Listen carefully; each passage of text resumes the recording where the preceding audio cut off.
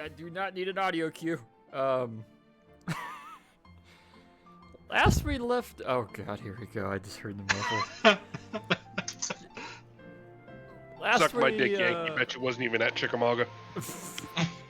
We don't know that. Last we left off, Wondrous Company had a wondrous time in Vienna, Austria at the Magical and Arcane History Summit, where many intelligent minds and persons got to meet and mingle and share their magical and historical findings and artifacts. And Wondrous Company found themselves at the front and center of that, to an extent.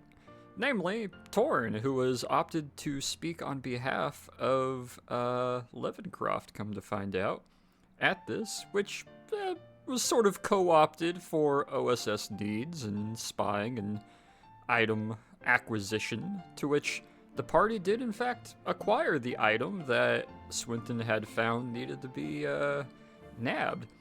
Through a really odd circumstance of squabbles and pushes and bumps, some framing happened, some allies were made, both of Confederate and American belonging, and other persons of great interest were kind of given a sort of named call me basis. A nice Zeppelin ride that resulted in ejecting 2 SS officers. Oops. Before arriving in Switzerland, where they were met by Swinton, and you guys proceeded back to England. Around the same time, Peter arrived back from Constantinople, and the party was reunited to link up in the briefing room with a rather pressing matter. Now, with the full party in attendance, and at the surprise of Levencroft, or at the surprise of Swinton, Levencroft had addressed a letter that was to be given to Torn and the accompanying party upon completion of this mission.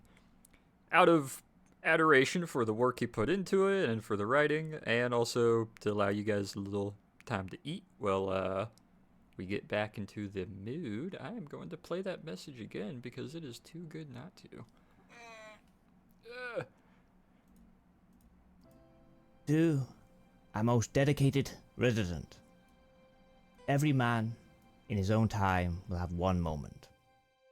One true heartfelt and deepest moment, where they must look at all they are, all they have been, and what has driven them to become that man. How someone is to be remembered is, of course, a question of sobriety. One would only hope to think of in the final twilight years, where the days are fleeting and the nights long. Indeed, I have had the luxury of such a life, without any idle time to contemplate this inquiry, up until now. I find myself in such a position to reflect on what I have done. Of course, there is much weight in my heart, and my mind equally, and perhaps, possibly, even more upon my soul, when I finally stand before the Almighty Father and His Son, who will profess my choices in life. For the one who I should never have let go on the path they took is now a hollow shell of a man, who now attempts to be made full through earthly means and deceptions, creating my greatest folly yet. I admit I have failed my firstborn, and I will answer for such. However, there is one occurrence in my life I will state that far outweighs all my failures in life: making a friend. Despite the loss of my dear wife, taken far too soon from us, and my regrettable failure of raising a son, I find myself a friend who I realized I was the father too, that I'd wished my son, Junior, had let me be to him. A friend who I realize only now, as I kick myself for this revelation. During the remaining days I am still here, was always my true son. It was Mrs. Levencroft who found you, still unhatched, lost among the trees and mud during her last expedition, before she fell to her illness. before Junior's birth. She was such a strong woman. She blessed me with twins. Poetic almost, how it all came to unfold, all these years, what it has defined for you both. But don't be disheartened. You have much of a life ahead of you now, with companions and leadership, with which I have come to understand is a major honour to be amongst. Now, I must place upon you the one gift I am still able to give, gift that pales in the shadow of what you would deserve. But if you are half the kobold we all see, then you will be twice, no, 4 times the man this world would ever need you to be. I have instructed Mr. Ambrose and Sir Swinton, my trusted friends of the Great War, to aid you in all ways possible. Take up what I offer to you, the Levencroft name and all assets of the museum, the knowledge, the vast collection I bestow, passed down. For all I know, it will be with incapable claws. I happily entrust you, my son, Torin, with a weight that you will be delivered without contestation should circumstances be other than they are now, along with the now legal ramifications to be entrusted with inheritance and citizenship as an American and Confederate. That you should now take ownership of what I am giving, while enjoying, or perhaps, like myself, loathing the ability to partake in the great political game of voting and representation. The museum, my land holdings, the expeditions, and our fleet, all such rewarding endeavours and wielding such a vast wealth of knowledge and history, often overlooked by many a novice and financially driven historians, and now yours. Junior seeks to trade away knowledge and history for wealth and material desires, seeking to reach status among those who do not seek history to be preserved and understood, but to be destroyed and manipulated. It would seem my past returns to haunt me one final time, for an old compatriot and confidant of my past endeavours in Italy will surely be operating to consume what we have created, for they have done so from the shadows for many, many years now, having already claimed Junior into his claws. With a heavy heart, I must tell you this: the museum and history needs to be preserved and kept safe. All that we have built, along with any further ascertainment, with which I entrust you to continue. What Swinton has informed me, in great detail, you are quite capable of. With the diligence and care you have always shown, care I should have displayed more while I was with you, I have been more than thrilled, tremendously exhilarated, to receive your letter and hear back from you again. The magic and might you must be experiencing and emboldened strength within yourself is exactly what the museum needs, as I now open my eyes fully. I only hope that you were truly comfortable, entertained and content while growing up here, as well as having the freedom to explore outside, a pleasure most chaps often take for granted. Well, it has to be said, having you home was always the highlight for some of us. To return to after an expedition, not only would your inquiries force us to revise and clean up our writings along with our findings, but also allow us to give report and explanation to the most curious and astute kobold I've ever had the pleasure seeing on this earth.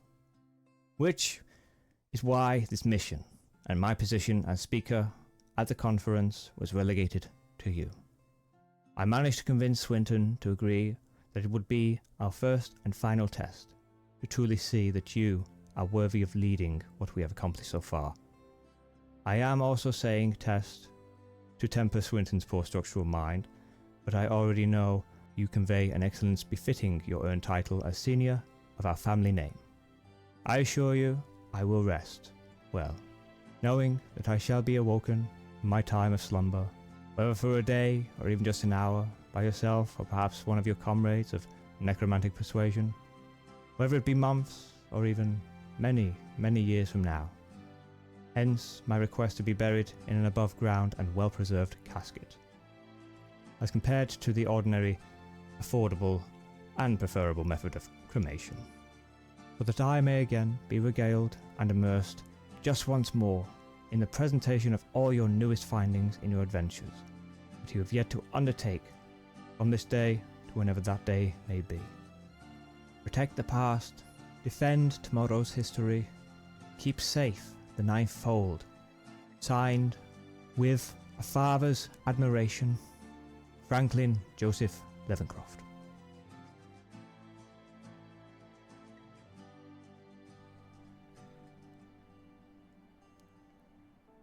And for a few moments, you can see Swinton kind of leaning forward a bit, obscuring the top of his face just some before taking in a big breath. Well. So, fun fact, you all are learning it now. Kobolds can cry. They have tear ducts. Torn is going to slowly fold up the letter. And he's not making eye contact with anybody.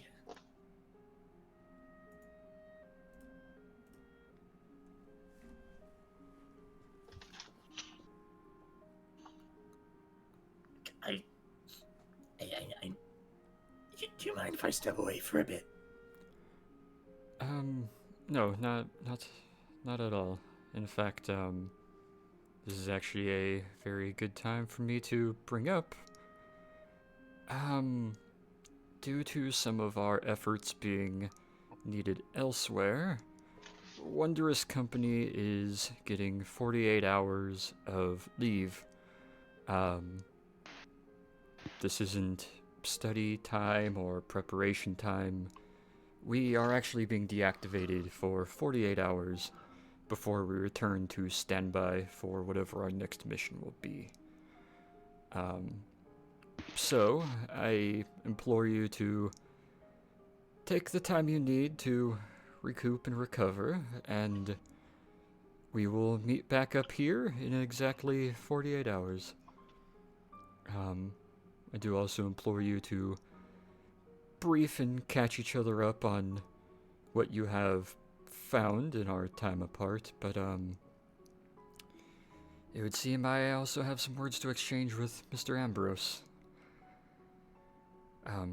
Yes, unless there's anything else, I believe you're all dismissed. Torn didn't hear any of that. He turned around and left very quickly after he said yes for this time. Kind of looks to the other three of you, gives a little nod, and we'll gather his paperwork, turn, and we'll start walking out. He's gonna see whichever direction Torn goes and make sure he goes the opposite direction.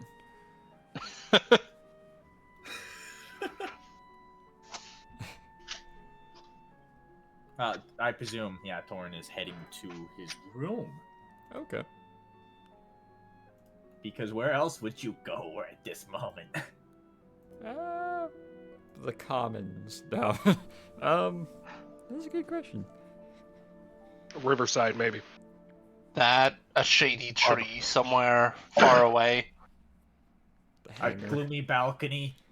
Gloomy balcony, the hangar. Peter's dark-ass room with no windows. Fuck you.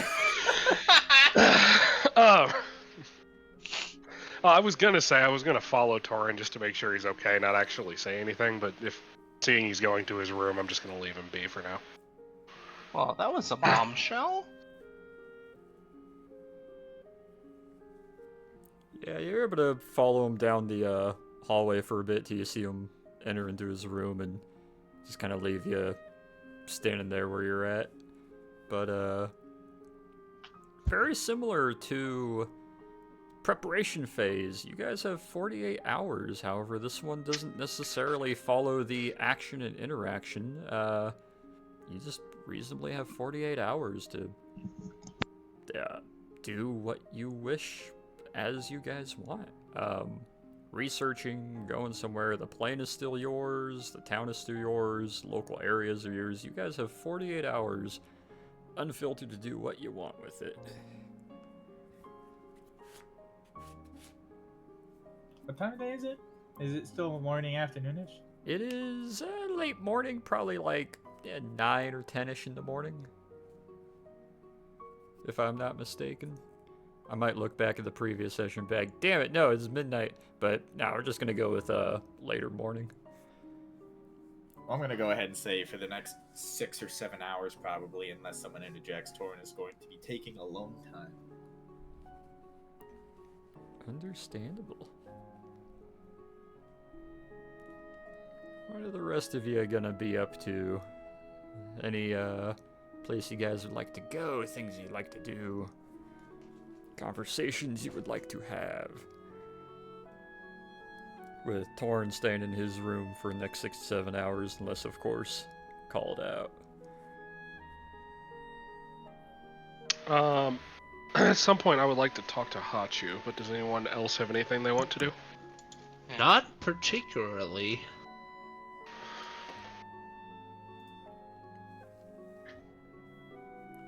I don't have anything in mind. I'll say, because of the Zeppelin Do we have any- flight and the airplane ride here, and now that the briefing is done, I imagine the three of you might be able to sit down for like a late chow hall breakfast or go out in town, maybe find a cafe for brunch or something, probably. Yeah, we reuse the same asset from last session. Oh, yeah. Quick flight over to Nuvion.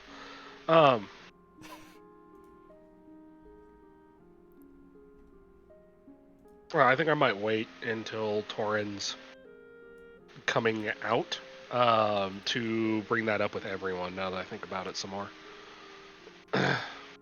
Understandable.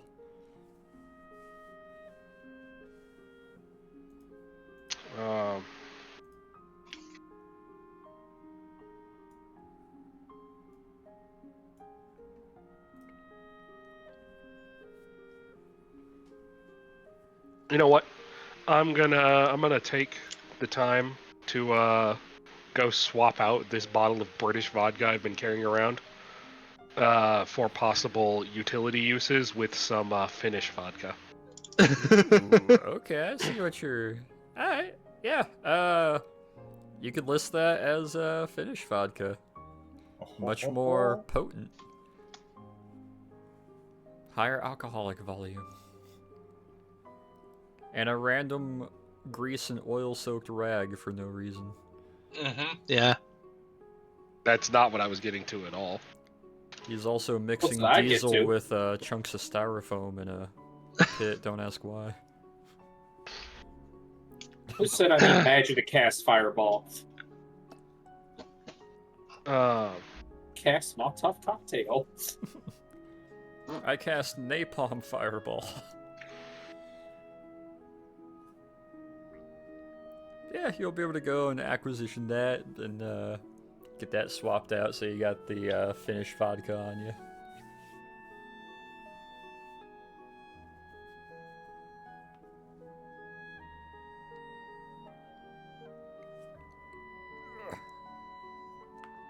But yeah, the immediate vicinity is your guys' oyster. If there's anything else in particular or people you want to hit up, or just a overall kind of relaxing of the nerves for the day, enjoy some tea, sit outside for a while, have some idle That's conversation. probably what I'm doing. Just relaxing, enjoying the day, Yeah. unwinding, not having any pressing missions or anything that's coming up.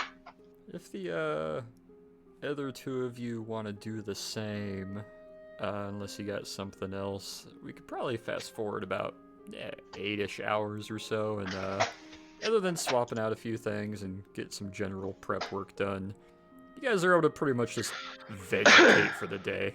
We'll say you get advantage on charisma-based checks for the next while. I'll be used with Soren. Nice and Speaking of Torin, if he's not coming out by dinner, I'm gonna go get him, and we're all gonna go out somewhere. I'd say he's probably not coming out by dinner. Yeah, we'll be able to say you guys are able to relax for a while. Probably around 4:30 to 5-ish rolls around. Mess hall's starting to let everyone know, hey, last batches of food are going to be made. We're going to be closing like shop in about 40 minutes or so, and you guys kind of realize Torn has not left his room. I presume I've been keeping a little bit of an eye on him. That Yeah, makes sense. so, yeah, I guess I'm gonna come up and, knock on Torrin's door. It's open. You doing alright? Did he open it? Yeah, sorry. Okay, he's just shouting through the door like. Oh, He's at the desk. He's like, writing, sort of head down, focused. And I'm all right. This is more than I ever could have wanted, and but not the way I wanted to get it.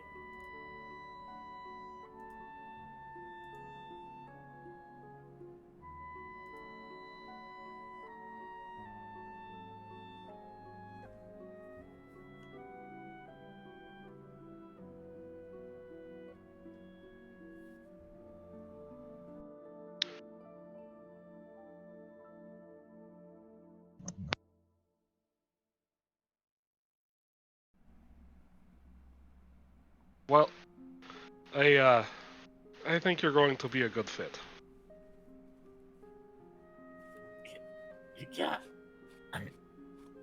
I'm not doubting my ability. I think it makes sense. It's the best option. I'm just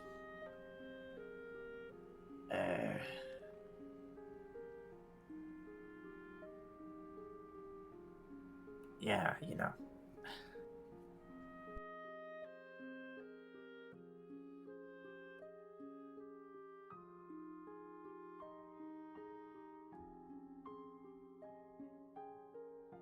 Is somewhere we gotta be. Yeah, I came to, come get you.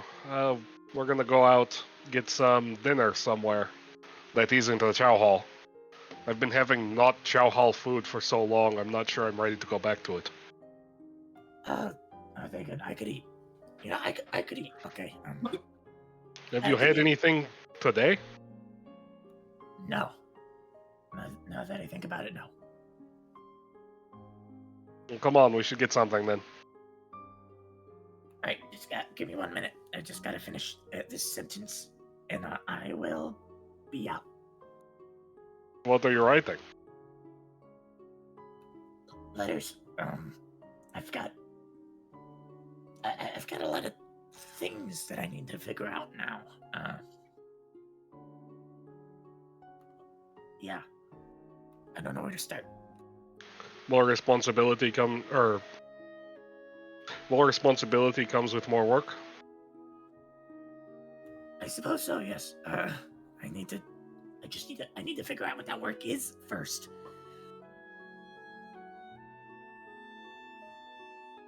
Is there not a staff at the museum? No, there is. It's just it's complicated. It's Levencroft Senior has affairs, has contacts, has relationships that I am not aware of, and I'm going to have to learn them to enter and continue to coexist in that space. If that makes sense, it's just it's a world I don't know. It's always a world that's been above my head.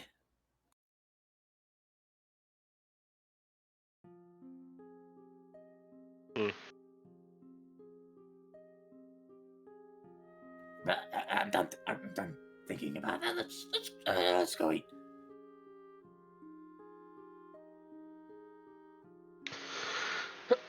Alright, I'm gonna gather up everyone else. yeah. The four of you will be able to assemble and find your way over towards your common action of not using the front gate or any of the primary doors, but exiting out through the supply garage No, doors. this time we're going over the outside wall. Oh, you're just going over the perimeter wall? There's a spot where there's some boxes stacked up in a nice staircase, so we're going out over that because it happens to be closer to the to where we currently are. Well, that's a conveniently placed stack of boxes. Yeah. One moment. Where? How you doing, Torin? I'm alright.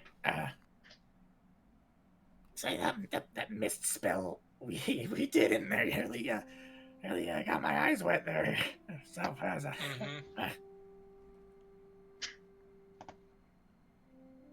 think it's because of Hachi. He really got into the dance. Maybe it worked a bit too well. I'm done crying. Okay.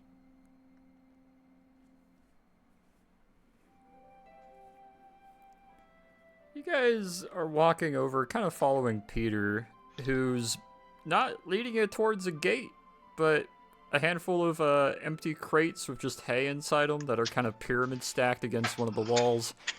And he starts to step up on one and then step up on the other, approaching the top of this large old brick wall. Peter, I would like you to roll me perception as the first roll of the day. How unconventional of you, Peter. Constantinople must have been interesting. I just didn't want to walk around the outside of the wall. It's all the way across campus, and this is right here. I saw it earlier. I mean, you're not wrong.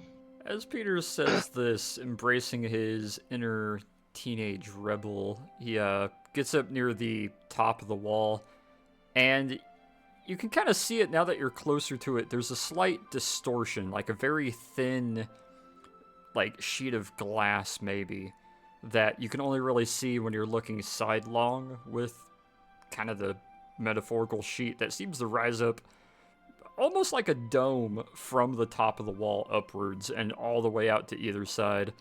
As once you get a couple inches away from it with your face, you're able to see it a lot easier.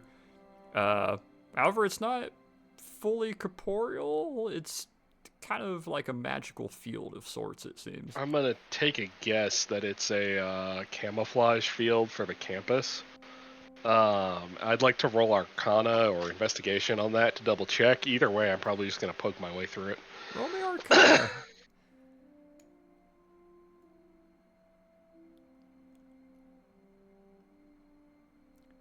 Well, as you guys are watching Peter try to discern this, and as he's analyzing it, he puts his hand into it, and not until his finger goes about to the second knuckle do you hear a sort of Cossack yelp as he is pulled via his finger, and then his hand, his wrist, his forearm, and then his entire body is yoinked forward as if by a rubber band and launched as you land in the grass on the outside of the wall.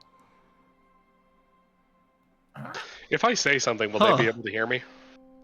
Yeah, probably. Okay, so... Well, that works! Okay, so he... Yeah, Torin's gonna step up there as well and look over the edge at the thrown Cossack. And also roll Arcana. Alright, roll me Arcana. It seems to be a magical field. Yeah, he's gonna poke his finger into it as well. Oh, No, the whole hand! Peter, deck save. Hey, I would have moved out of the way by then. It's I a crit figure fail, at this point man. I'm standing up, dusting myself off. Oh, that's a check, not a save. Can we go with the check? We'll go with the check. Peter sidesteps just in time as Torin goes from 0 miles an hour to about 23 miles an hour, yoinked via his finger through the wall and shot put out the other side. You kind of tumble and land in some relatively soft grass and kind of matted dirt on the perimeter outside the campus. Huh. I told you the whole Interesting. hand. Ow! What was that? Well, guess I'm gonna walk up and do the same thing. You might want to move. You gonna use your finger as well, or are you gonna stick the whole hand through? I'll stick the whole hand. All right. Are you currently I'll wielding your take- shield? No. Okay. I'll take Torin and move him to the side of wherever Nico shows up on top. There's kind of really one about 3 foot wide area standing on top of the crate that you could pass through, so you'll be able to kind of pull Torin to the side, and Nikos, you just get yoinked kind of violently by your finger, then hand, and forearm. As each part of you passes through this, it is propelling you via that, as you get shot put forward and land in the grass with a bit of a somewhat graceful tumble. Well, that was fun. Thank you. Supposed to help to stick your whole hand rather than just a finger. Looking back, Certainly at where makes it more comfortable. I'm gonna kind of grab my finger and massage it a little bit. Looking back at where they came from, I'm assuming that they aren't going to be able to see the buildings anymore. Give me perception. I'm also gonna roll perception. Give me a sec.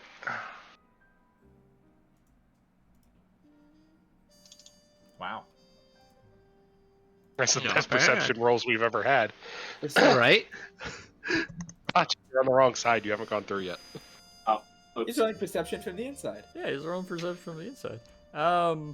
Yeah, the three of you, holy shit, all kind of look over at the same time, and you see Hachu's head kind of periscope over the wall. You can see him clear as day. You can see the top tail fin of your plane on the tarmac. You can overhear a little bit of engine sounds from inside the campus. This is not an obscuring wall by any means. It is just really hard to see it until you're right up on it. It's just a magical field of some sort at the moment. Torin's gonna find a rock and throw it at it. Yeah, that's what I was thinking. Maybe it's to keep stuff out. Roll me strength, Thorin. Oh, what the hell? Yeah. At Let a me whopping, preface this with he finds a really big rock. this is a nice kobold palm-sized rock that he chucks at about a whopping 3 miles an hour. In the best way There's I not a lot of can enthusiasm. describe it, it flips forward, hits this invisible barrier that shows no sign of taking impact, and the rock is, with a little bit of trigonometry, algebra if you will, the angle he throws it hits the wall, it glances off it, and gets propelled at double the speed, so 6 miles an hour away, as it lands about 20 yards behind the three of you in the grass and dirt. Oh, that's interesting. Nikos, I need to know something. Uh huh. What's Torin that? hands Nikos a rock. All right. As hard as you can. Roll me strength, Nikos.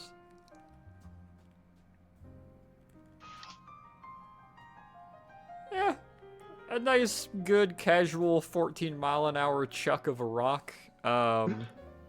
Hits and immediately, like on immediate molecular contact, whatever angle or trajectory it's taking, it ricochets off instantly at 28 miles an hour, up and off, and lands on the sidewalk on the opposite side of the street from you. Yeah, before we try that again, I'm gonna look and see what's on the opposite side of the street from us that could possibly get damaged. Some people standing at a bus stop wondering why you're throwing rocks at the campus, and also looking at the rock that smacked on the concrete not too far away from them. You know, maybe don't do that again. There are some people over there. Yeah, I think that's enough. All right. You know, I can't help but wonder what would happen potentially if you say got two of these fields and managed to get an object between them. I don't know. I think it would go very fast and end very poorly at some point. Achu, come on. All right. Make sure to go through quickly. It hurts less. Okay, I just kind of I'm taking a couple steps back. I just curl up and, like, spring myself through it. Roll me dex save. While they're doing that, I'm gonna walk across the street and ask the people waiting at the. Actually, no. There's probably like a sign or something. I need that the says three where of the bus you, goes. before you can do that, I need the three of you to roll me a deck save. Nope. Oh, Nope. no. Torrin has a Hey. violent flashback of a Panzer II and dives to the ground. However, Nikos and Peter, roll me a d6. I've already Hachu. turned around to walk away. Yeah. 6. Oh, Lord. Yeah, roll me a D6, you said? From Hachu. Oh, okay. Torrin's such a fucker sometimes. Just negating damage.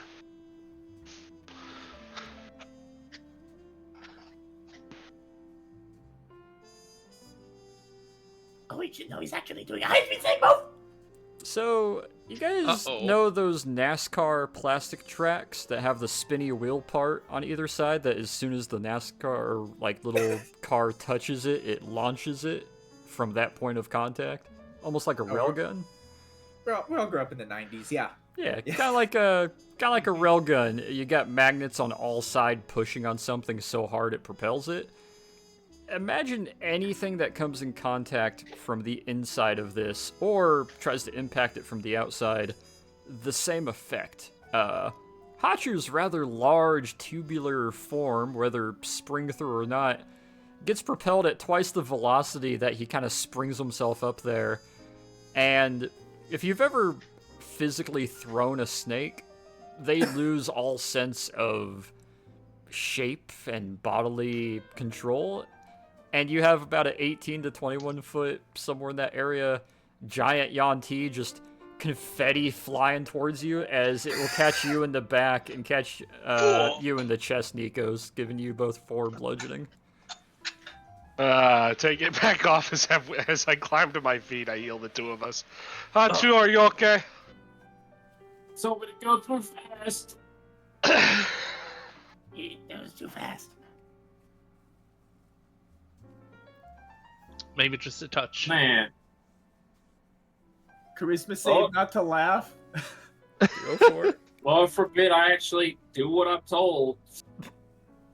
Torrin smirks, but it does not laugh. Alright, after dusting myself off and healing healing Nikos and myself up a little bit, I'm gonna go over to that bus stop and see where it goes. Yeah, Taking the bus. you kind of walk over. You get a notion we that don't this have a car. particular bus is seems to be one that bounces between some of the other campuses in the area, whereas there's a handful of other ones further down the street that you can tell are more the block by block. This one seems to be the longer distance, like quasi more important area stops.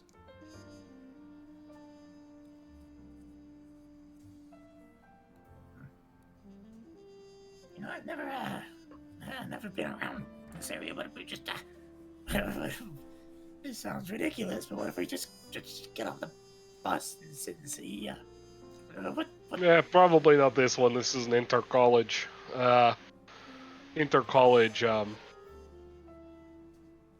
bus. Let's go find the actual town. I'm surprised you're all right with taking the bus, given, you know.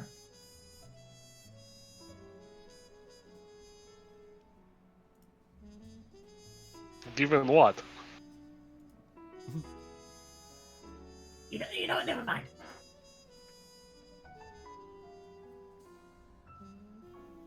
Is that supposed to be about communism and state-sponsored things? Yes. He's a monarchist, not a capitalist. God. Well, look, last time he spoke to some Russians, communists, they were very adamant about public transportation. No. If anything, this is an example of noblesse oblige. Nope, however you pronounce it. Words. Torrin's under the impression, thanks to Peter's influence, that mass transportation is communist inherently. Not just Peter. Also the random Russians he ran into. That too. Yeah, you guys are, Imagine Never liking do. something so much you ruin it for the rest of the world. yeah. So, go Yeah, on you now. guys, got like a couple of guys off for the weekend. The four of you slither and walk along, down a couple blocks, find your way by one of the bus stations. You got the, shorter level, deck and a half buses, whereas some of the longer distance ones between campuses are your double deckers. You have a handful of single layer buses going around too, but yeah, you guys get to experience the ever fun transit system. However, who's the first one to board? We gotta decide what direction to go first. It's going one direction. They're following a route. Yeah, that's what Yeah, makes it so it's only one direction on the road. Yeah. Alright, yeah. My idea, I'll go first. As you start walking on, you get a kind of crisp little, hold on. You see him kind of squint at you and look you up and down at the Cossack clerical attire. Do you have a pass? Are the buses not pay per trip? They are. I'm assuming it's 3 quid, if you would. Per person? So that's gonna be what? 12 for us? Yeah. Yeah, alright. That seems like a bit of a ripoff. He blinks a couple times as you just deposit the equivalents of yeah, we'll just say it's 6 gold. As you deposit that into the bus and you climb aboard. Who's the second, third, and fourth on? Wait, it's 6 gold piece? I'm paying for everyone. Oh, Peter's paying for everyone, so it's only going to be 6 gold from his coffer. but 3 times 3 is 12. Not to realize that was half a outrageous and gold. decided to knock it down. Yeah. Oh. Oh, okay. Random numbers off top of my head. Oh, come on, man. A trip on a modern bus is only what, $1? It'd be like You wish. 4 of us It's like would be like a $4.50 pound. here. What Nah, you it's talking steep. about? It's gotten steep. It's like $4.50 here for yeah, it's nuts. You can get a 1-week pass for like $60. It's crazy. Yeah, you're able to hop on. I'll assume the second on will probably be Torin, and then Nikos, and then Hachu kind of snake laddering his way up this little staircase and into the admittedly crunched bay. Unless you want to take up 2 seats worth, Hachu, with like your midsection hanging over one of the seats, you might have to find like a handicap space and like coil most of yourself into that and occupy that. Yep. We'll find the wheelchair spot. Fucking sit around that. But yeah, the 4 of you are able to board. Oh, come on.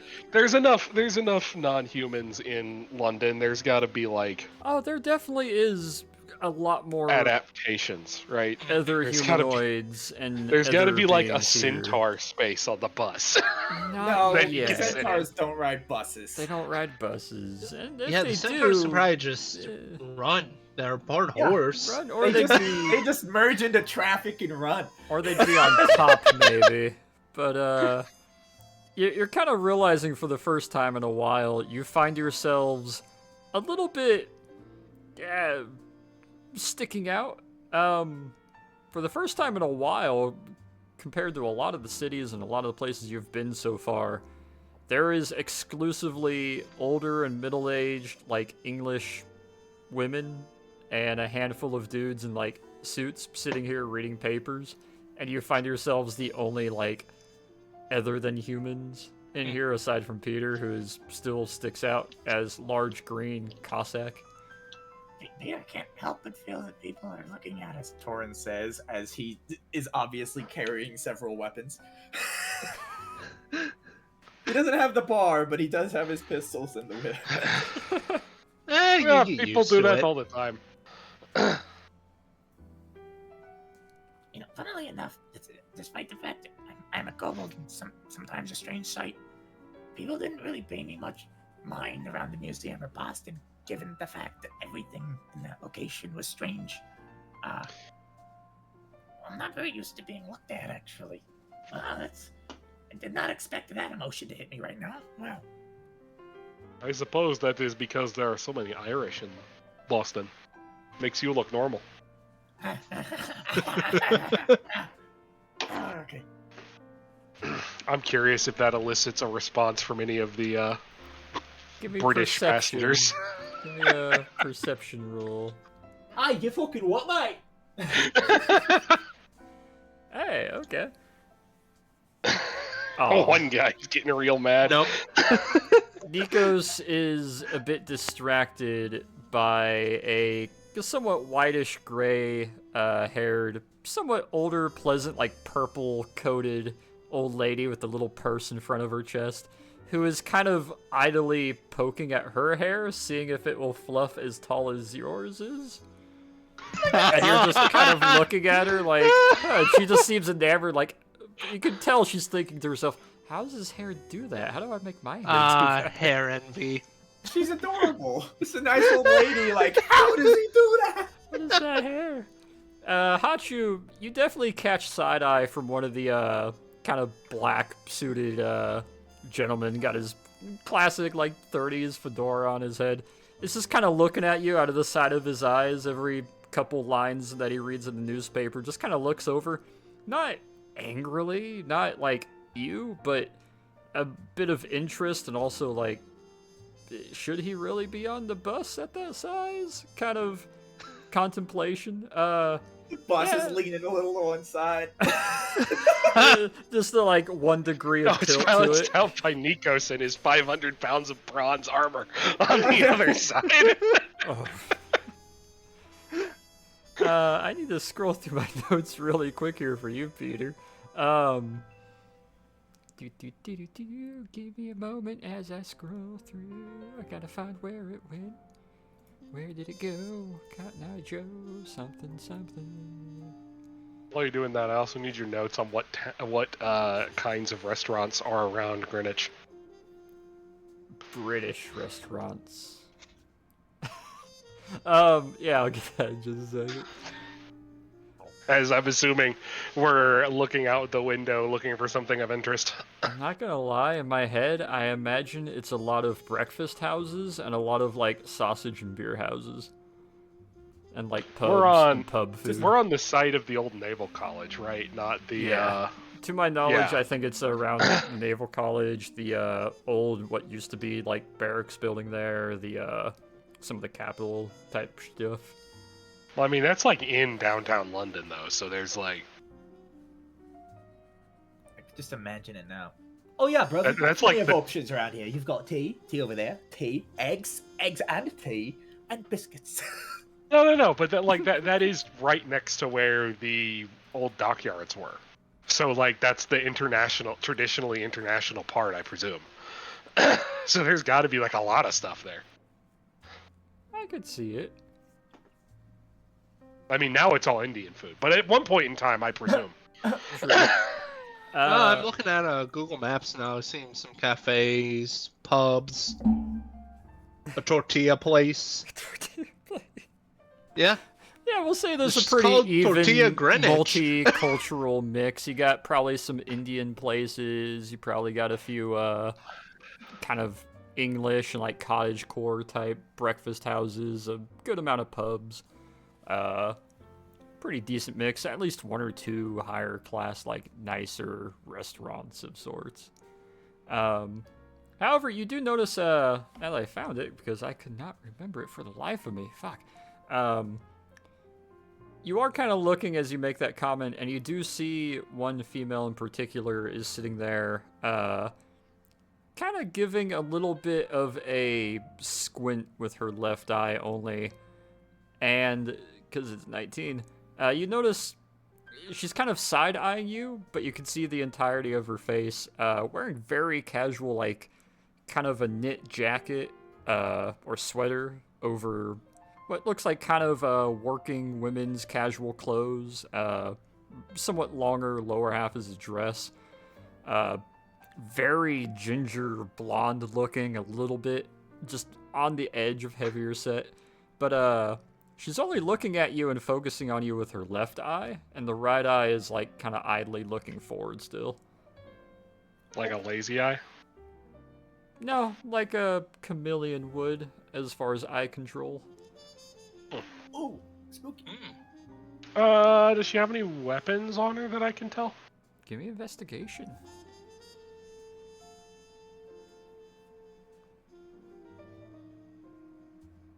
Yeah, seems like a lady with her nice sweater and her working clothes, possibly just getting off work.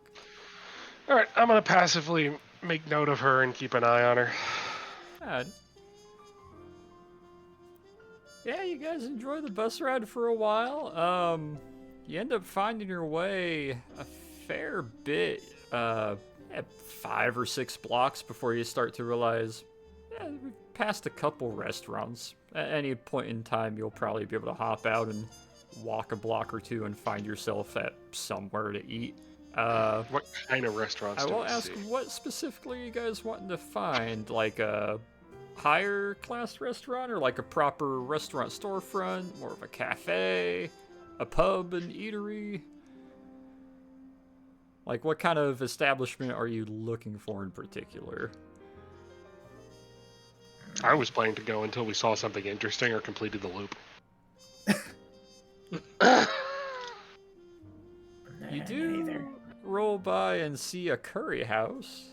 You do also see a kind of traditional wooden front Scottish kind of mashery. Buffets. Wait, what? So are there any buffets? You know, roll me perception, Torn. They're a traditional Chinese, American-style Chinese buffet. You do see what looks like an open sitting area, quasi-outdoor, half-indoor buffet-like establishment, as is evident by the amount of booth seats and benches. However, you can't quite tell the actual, like, denomination of the food. You know, you see that buffet over there?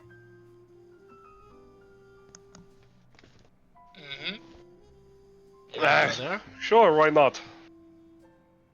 Great. Oh, let's try it. Listen, party's gonna speedrun getting kicked out of a buffet. While we're getting off, I want to see if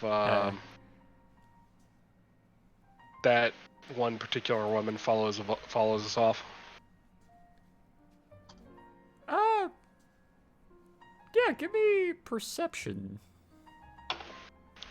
I'll elbow whoever was sitting next to me to do the same. Just say something under my breath as probably Nikos or leave. Torn. That's persuasion. I need a performance perception. I can't tell. Too busy telling Nikos, I guess, or Torin. Which one of you would rather be sitting next to me? I'll roll. Let's see, 16. Hey, That enough? Sit next to me, so. you fill up like 2 seats on your own. Yeah, Peter's a little distracted as Torrin seems a bit more excited to start walking down the little alley area, the little middle partition to obviously get off the bus and get to the buffet. So Peter doesn't quite realize. Nikos, you do catch eye at the last minute. These buses have a door in the front and a very far backside. You guys were sitting a little more towards the front.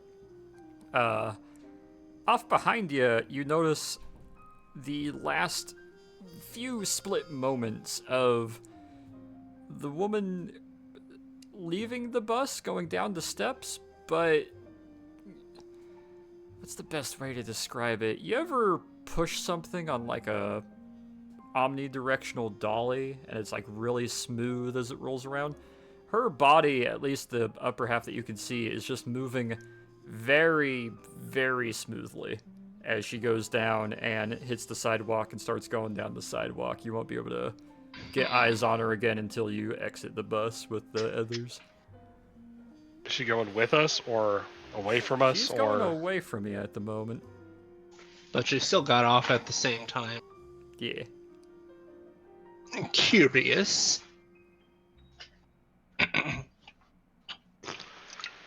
As the four of After you... we're all kind of grouped up and walking towards the buffet, I'm gonna kind of whisper to Nikos so that you remember how there's that whole thing with the IRA stealing guns. Mm-hmm.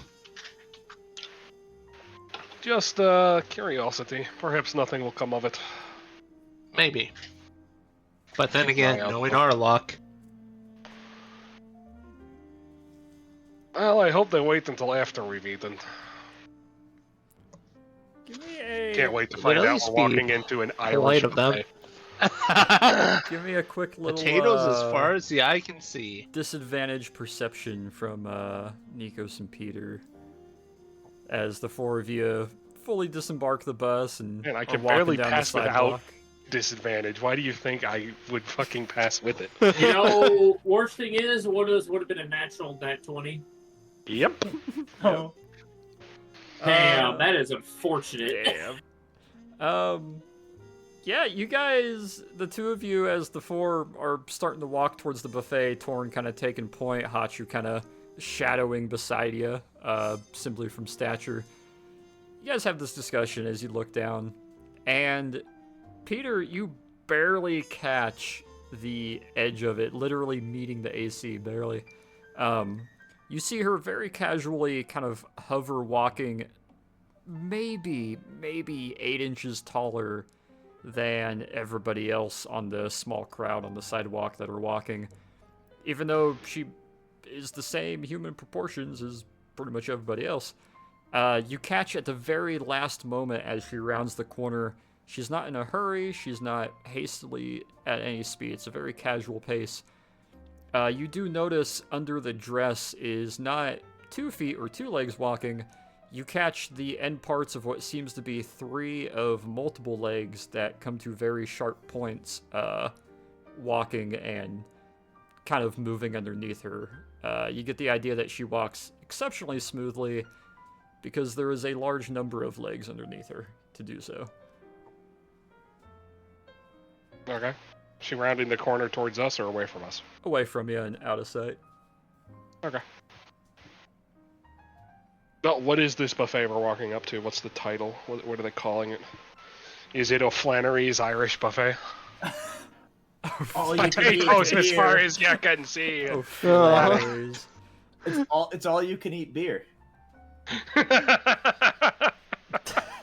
All the bread beer you could have. No, it's called Fens. F-E-N, then apostrophe S, like a name. Yeah, as you guys go inside, you get a pretty odd sort of Fucking Irish. food smell as you approach. It's a mix of kind of brown rice dishes, what smells like a mixture of some curries, and then the overwhelming scent of open spit cooked meat, kind of coming from the inside. Some of the people sitting outside that are eating and chatting as you pass through the outdoor dining area before passing to the little overhang that leads to the inside. Yeah, It smells Asian in here. who's had experience in Africa outside of Egypt? I don't believe any of you have been to Nobody. Egypt Don't know. outside of Don't think or so. in Africa outside of Egypt. So yeah, none of you are really familiar with it. So you Would guys, Hachu have any points for that from being from the deep south?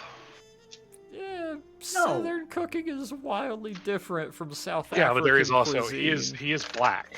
True. So Fucking racist, but okay. Southern American black. That's not quite South African black. That's no, that's not South African. yeah, It's- yeah, it's- I'm not- You realize it is a very British curry and rice and sort of prairie South African style cuisine mix here. As is evident by Torin. Give me a history roll, please. 30. There is a wide accoutrement of British Jesus. pith helmets and uniform accoutrement on some of the walls. The rest of it's very casual, like nice pots and paintings on the wall. However, there's one particular part of the wall. You get the idea that Fen likely was a British dragoon and likely a veteran of the Zulu and or Boer War. So spent a pretty good time in South Africa. Torin And just looks at the wall. It's like, South Africa. Wow. If I had to guess, this restaurant was probably started by a war veteran. In the Zulu War. So and it probably Isn't that lists a where your specific Mauser region. came from? You know.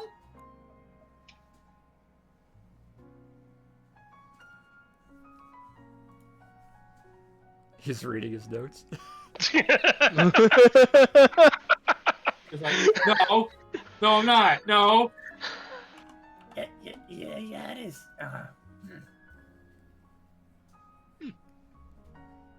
Well, hopefully no one even wants it back.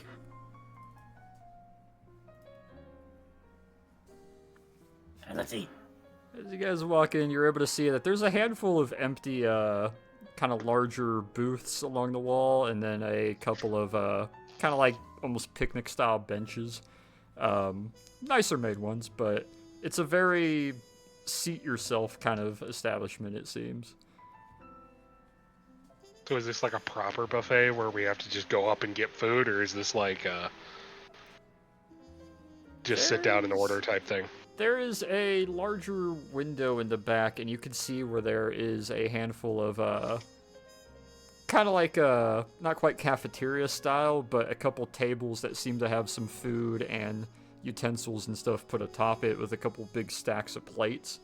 However, as far as personnel goes, you don't actually see any employees offhand. You do hear some cooking going on in the back through the big open window, but it seems it's open sitting, and it is grab the food you want and sit down and eat. There doesn't seem to be any sign of any like actual waiters, other than probably the occasional person restocking some of the food.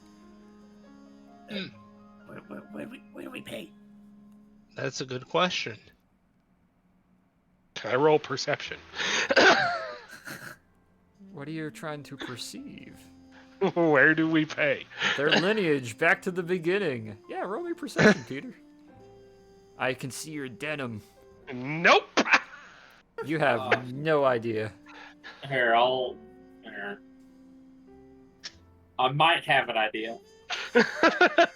Hachu, you've seen some of these before. However, it was a little bit more of a, at least from your neck of the woods, kind of like a soup kitchen where people could come in and eat, because it was of the understanding you only came in to eat there if you were of a certain financial or living status that you couldn't necessarily afford to pay. It wasn't always the greatest food. However, this is kind of the opposite. There seems to be no sign of needing to pay anywhere, but it's not like the sort of poverty food or the soup kitchen food. Is actually like nice, proper food with actual utensils and fine china-ish.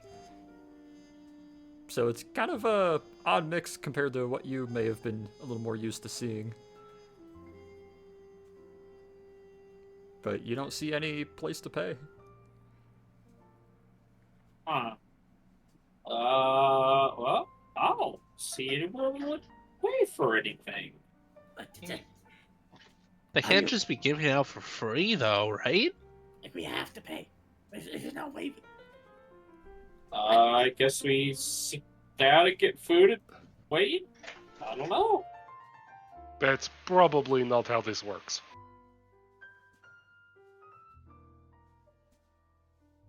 are there other people here? There is indeed. You have like 2 or 3 other groups of 2 or 3 inside, and then outside you had like 2 groups of 4. Torin's just gonna find like the nearest man to look at him and go, Excuse me, sir. Where do we pay? Oh, your first time here, is it? Yes, sir, it is. Oh, you see him squint a little bit and kind of look to the gentleman sitting next to him, and he gives a little bit of a like kind of smile to each other. I believe you ask that at the window up there where they're cooking. Why are you smiling at each other when you said that? Oh, no reason. Just... Can I roll it? Did we find our way onto a different military base? Yeah, we're on the inside. Yeah, it's an RAF. Yeah, He is trying his best to keep a calm face, but it seems they're both kind of snickering and that, like, haha, we're setting this guy up, but they're really bad at hiding it. We found SOE's base. Peter, go up and ask him at the window. Unironically, get someone else to do it. I've just been distracted with something in somewhere else. It's your turn, Nikos. You see, I do it, but All right. it's a high window. I'll go up to the window. Give me excuse me. Perception, Nikos, as you All right. say that and walk up to the window. A small, kind of tightly wadded together ball of brown rice comes flying at you, kind of like a hush puppy, and nearly hits you. Well, Don't approach the window.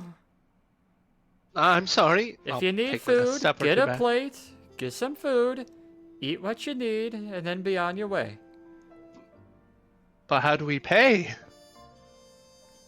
Get some food, eat what you need, and be on your way. Don't be grubby. Okay. I don't trust Walk this. away.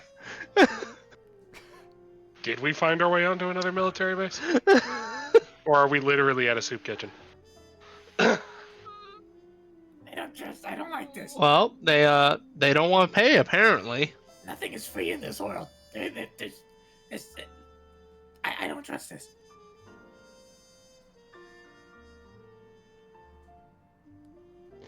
You hear a little bit of clatter coming from the kitchen. Not loud clatter, but like a pot being dropped into a sink. And then a little bit of talking. And a somewhat more kind of chuff and British voice. What do you mean? Really? Oh, they must be new. No, don't be angry. Then you hear a little bit of a scuffling, and the little side door opens up, and walking with a very kind of nice wooden cane is like the spitting image of British wool sweater over a dress shirt with a tie and a dress slacks, like 60 to 70-year-old British gentleman with the flat cap on. And he has what looks like a sort of medal on the outside of his civilian wool jacket over his left breast. As he walks towards you, it's kind of interesting because he's only walking with his left leg. The right leg is missing from the knee down, and he is holding his cane that has a kind of interesting three-prong underneath it with his right hand, as he kind of very casually hobble steps over towards you. Oh, we don't get many of your kinds here, and I've yet to meet a water genasi, but I assume you're new in town. Yeah. Say that. The wife likes to cook, and thanks to the pension, Fenn's is a no-cost eatery. Okay, but I eat a lot. She likes to cook a lot. If anything, she'll see it as a compliment. Okay. Take it from me. If you marry a Dragonborn, make sure they have a big kitchen. This makes sense now. This all makes sense. Oh, okay. Does it? Yep. Torin just sits down. He Okay. just goes to grab a plate. All right. Gives a nice little nod and kind of smile to you guys, turns and starts walking his way back, and will eventually disappear through the door.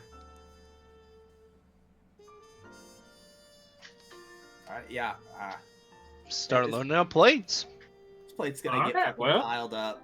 You're gonna have to make me roll some sort of save for how much Torin can eat, because there's gonna have to be a limit. Sleight of hand. Sleight of hand. We're gonna roll Yeah, them out. to carry the plate over to the table. Because you probably have it stacked up like a mile high, right? An 18. Torin is being that grubby, terrible person that doesn't make 3 separate plates as they finish each one. No, he's gonna go to Golden Corral and make 3 plates and dessert in one go.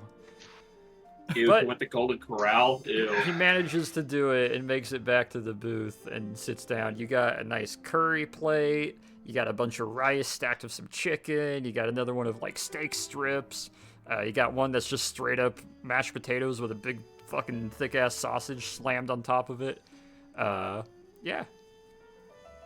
Oh, this is wonderful. This is just, this is, you know what? I'm no talking, eating.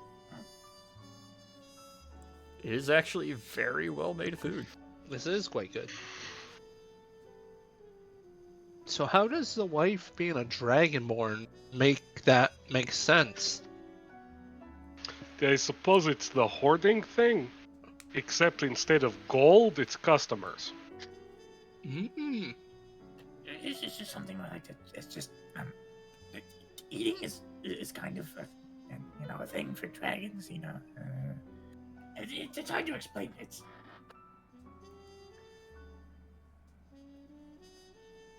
Sorry, eating. You guys are all able to go get 1 or 2, or in Torin's case, 3 plates, and make your way through the food after a while. And you kind of realize there's kind of 3 set areas. You got where all the food is being splayed out. You have the table with all the plates and utensils on it. And then you have another table that's kind of receded in the middle that has a slot where you set the plate in, and the plate seems to slide down a little trough through the wall to some area beside the kitchen, likely. Did someone say Torin is getting 3 more plates? Are you getting 3 more plates? Well, after he finishes the first 3. So yeah, pretty quickly. 3 more Roll me plates. Constitution. Bottling like Shaggy in a Scooby-Doo cartoon. 18. Uh-huh.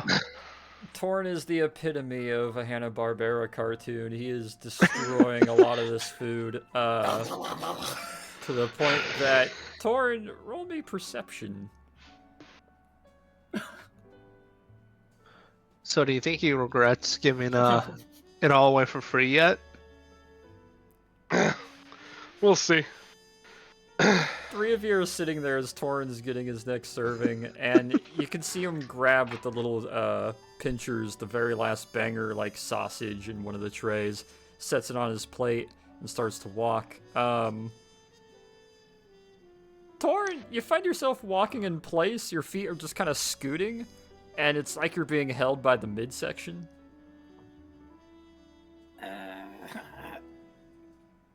What is this? There's nothing physically holding you there. It seems like there's a magical sort of, not firm, but present grip around your midsection, almost like a hula hoop got thrown over you and you're being held in place as you try to walk forward. This is new.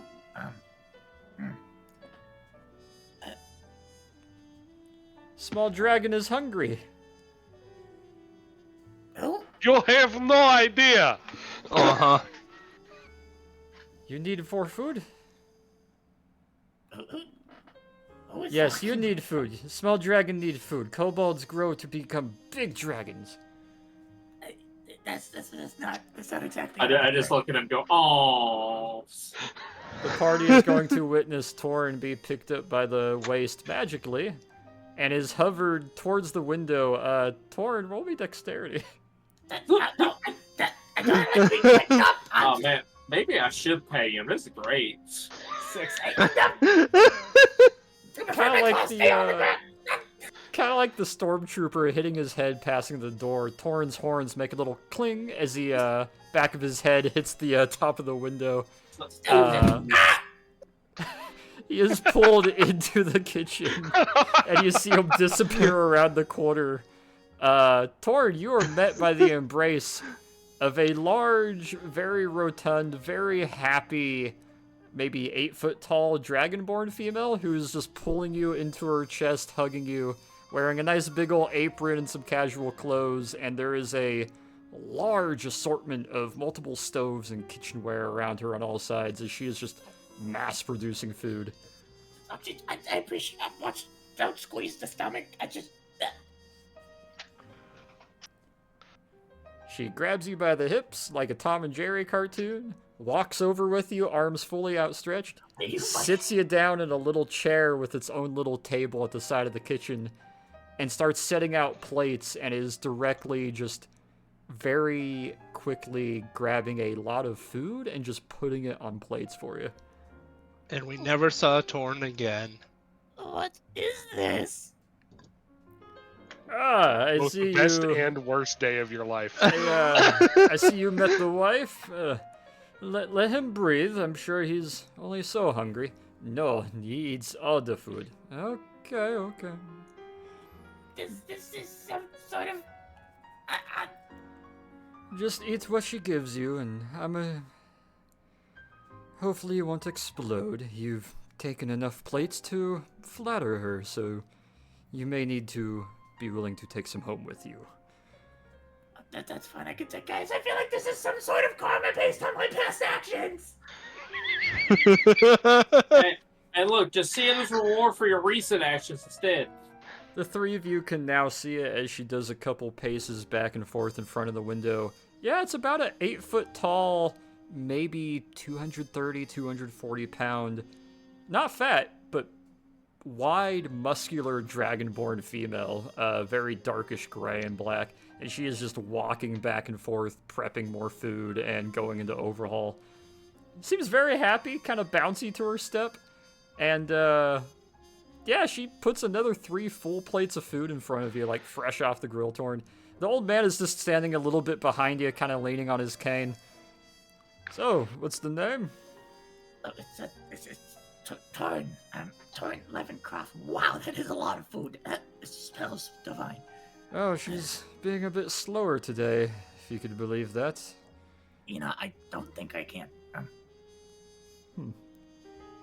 I can tell, a little bit of military parallel when I see it among you and your compatriots out there. Tell me, are you from the nearby campuses or perhaps one of the bases? One of them. Understandable. I understand a little hush-hush and keep things secret. My name's Fen. Was a dragoon in Her Majesty's cavalry before, well, as you can see, I was awarded with a handsome pension that allows me to treat my wife to cook all she wants. That is a very good outcome. Fortunately not for you, you know. You're doing well without the like. He just has a little bit of a casual smile on his face as he sees you trying to say this. He just eventually offers a hand forward, kind of shaking it side to side. No worries, just enjoy the food and try not to let her force feed you. If she gets too much, just... There's no shame in scrambling out the window. It's hard to offend her. Torn is just like panicked. He gives a nice smile. You see him walk over and doesn't give so much of a hug, more of a forehead against the top of her snout, kind of sort of nuzzle for a few moments, and then we'll turn and continue walking off back towards the back part of the kitchen and through another door. As she continues restocking everything, you see her reach out the window and using a bit of magic hovers over the new giant tray of about 40 large sausages stacked up to steaming and fresh, and then leans back in and takes kind of a almost Slav squat next to you, looking to you, Torn, and she is kind of eyeing between you and the food. Yes, hello. You're very close. Wow. There's a He's very pleasant kind of grandma is treating you to her secret recipe smile as she just looks to you expectantly. Alright, he's just gonna start eating. You guys probably won't see Torn for about 20 more minutes. What are you three up to? Instead of saying shot, you just go eat, eat, eat, eat. No, while he's doing that, I think I'm going to tell everyone about I say everyone, tell Hachu and Nikos about some of the advice I got in Constantinople to seek out some certain people Oh. in relation to Hachu's, since we're in public, shall we say, predicament? Oh, you did now? Why do you think I went to Constantinople? What? So you wouldn't have to start, save us from being killed again? The curse anyone Oh, you who see. came to Istanbul. Well, you see, in truth, it was because I didn't want to play that many characters at once. But, no, while I was there, I was told that we should seek out les Santi Lance de Lafayette de Saint-Jean l'Evangeliste. Is that in New Orleans? Knox? No. Just in Louisiana in general? It is not specifically just in Louisiana. It is in Memento por favor. Lafayette. Can I also get a spelling on that name? Yes. Thank you. Do you want that to Hachu? Yeah, go ahead and send it, because I know damn well I'm not going to be able to spell that. Right? Yeah. Specifically in the town of Lafayette. Really good word for place, though, by the way. Lafayette. There. Lafayette. No. Lafayette and Lafitte are two different words, by the way. Lafayette. Lafayette.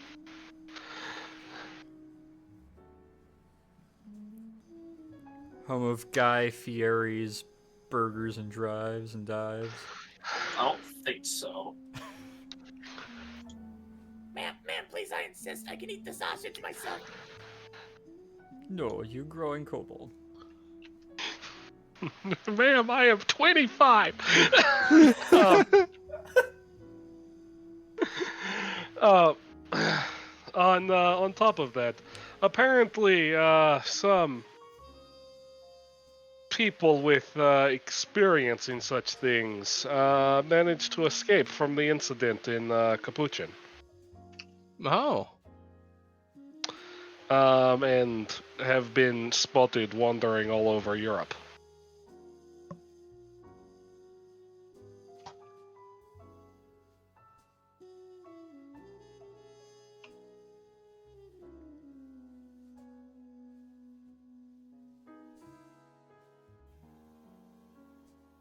Those are the main things.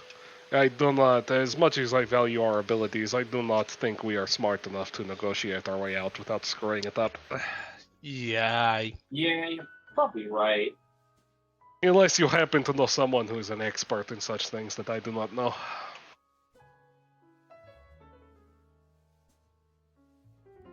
Of course, I'm eating the bone. It's the best part.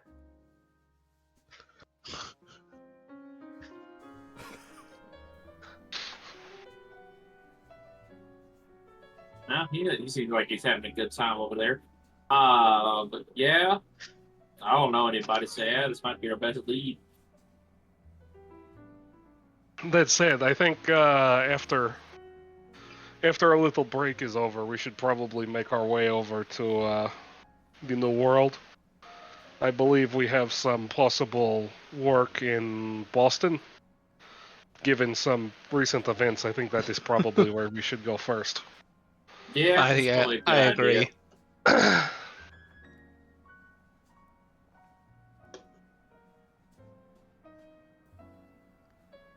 After a little while, you hear a little bit of a assumedly quasi-squirm hug.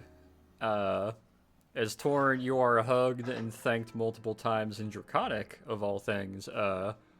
Some very nice compliments, very nice kind of motherly advice words.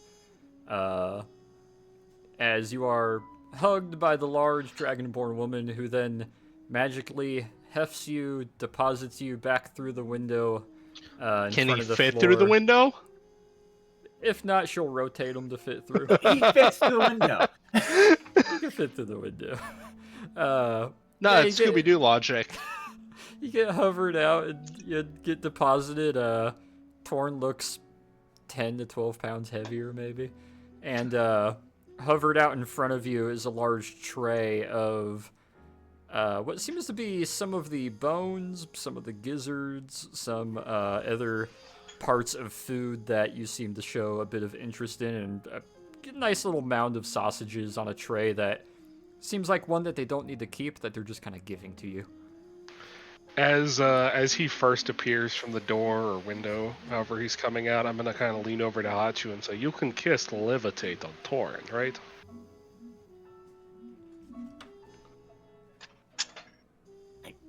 Well, in the meantime, Torn's gonna respond in Draconic, of course. You know, Just thank you, ma'am. I appreciate it. You maybe have a box. You'll see the large dragonborn head kind of peek out, blink a couple times, look side to side. Roll me a D100, Torn. I'll let you decide fate here. Oh, good. We don't have to go in and rescue him. Torn, roll me sleight of hand. 20. You hear a bit of a shuffling, and you hear what sounds like a very short discussion that he realizes he's not gonna win, but he also doesn't seem to be too worried. You get the idea that Fen is very well off and just living retirement and just enjoying his day, allowing his wife to cook for free for the city.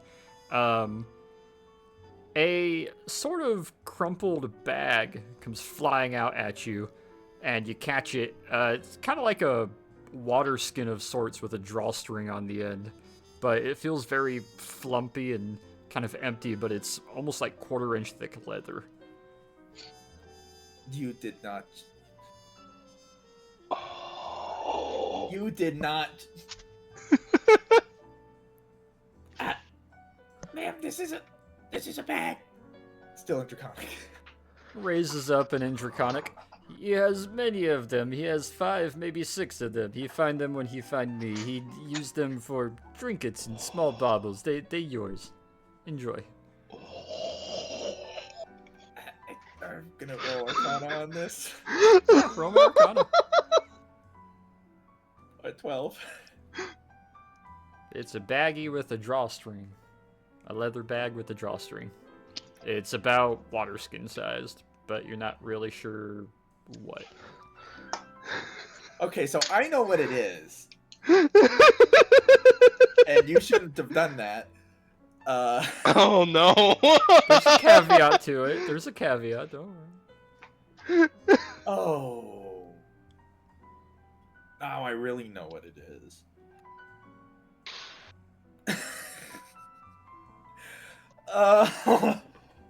On that note, are we gonna have to use levitation to lift Torin and carry him out of here? Nah, you can walk. He's just... As much as I want to say he looks like the red dragon from the D&D movie, nah, he's okay. He's just got... His belt is a little bit tighter on him. He looks like that Santa Claus fella. I don't appreciate that. Santa Claus is not orange. Saint Nick is Not? fond of kobolds, though. Here's a story I have heard many times. Let me tell you. Insert pop-up link to the first.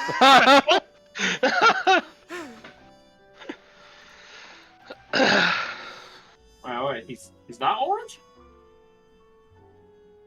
Are you colorblind? I don't know. I've never tested for it. Torin, entirely confused that he has been passed this small water skin, is going to open it. Alright. You And, pull the little drawstring that's got kind of like a clip on it, and you open it, and you realize the opening, despite the size of the water skin, the opening is able to open about 8 inches across. Hey, I'm just.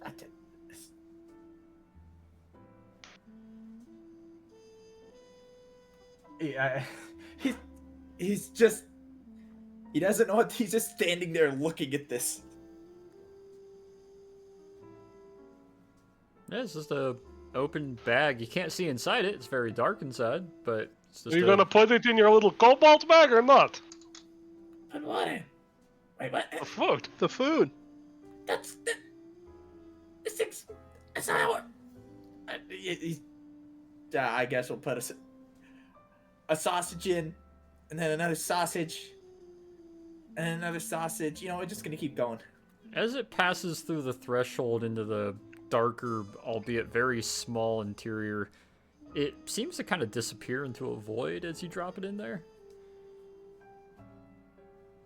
Yep, the whole plate goes in. The whole fucking thing. You shove the whole content of the tray in there. However, you can't fit the actual tray itself. The tray is too wide to fit in there reasonably. We're gonna bend the tray and stuff it in there.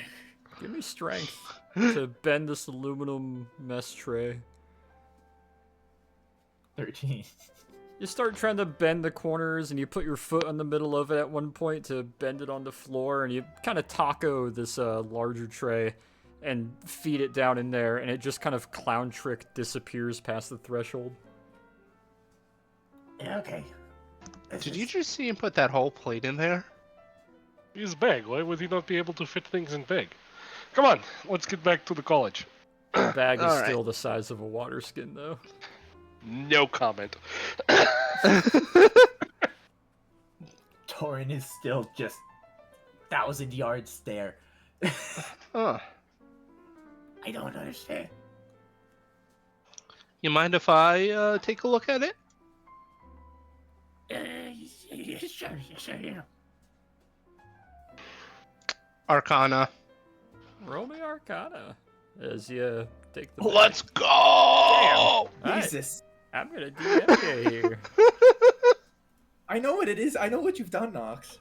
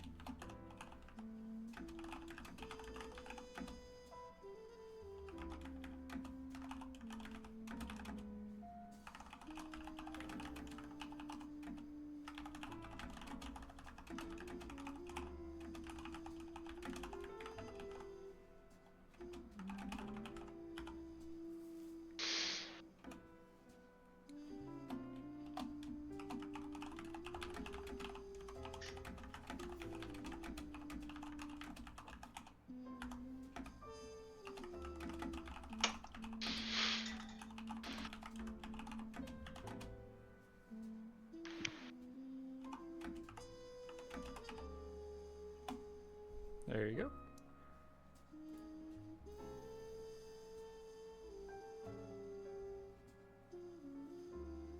Okay. Yeah, I know what it is.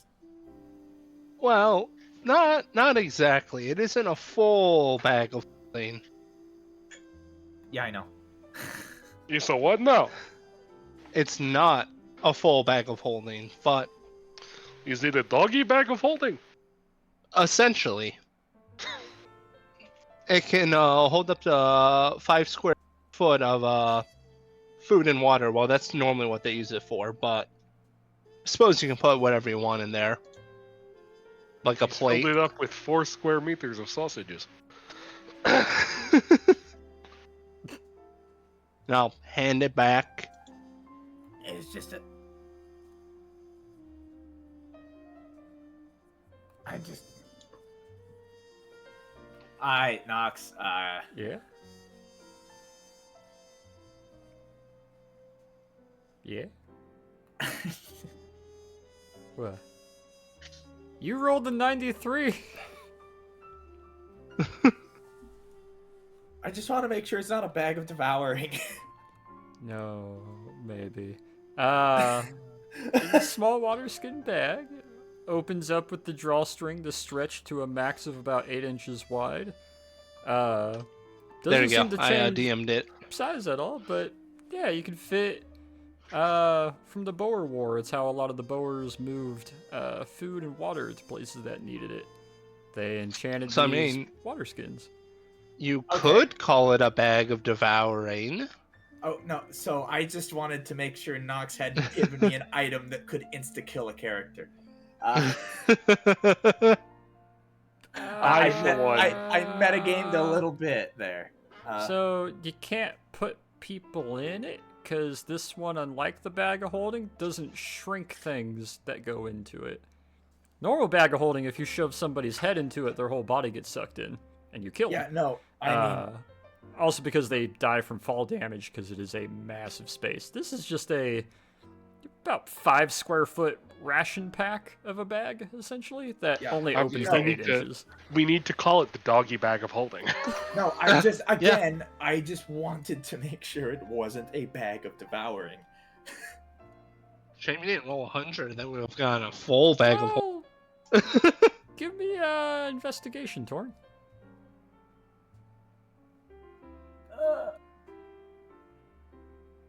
A 21. I'm gonna run to the bathroom real quick. Alright. You feel yourself drawing open the string again, and you kind of wiggle 2 of your fingers and reach your claw in, and you pinch, and you're not able to grab anything. You're able to feel around, but you don't feel anything. And the thought comes to your mind, well, I dumped some sausage in there. And you try pinching again, and you're able to pull out one of the sausages from seemingly nothing.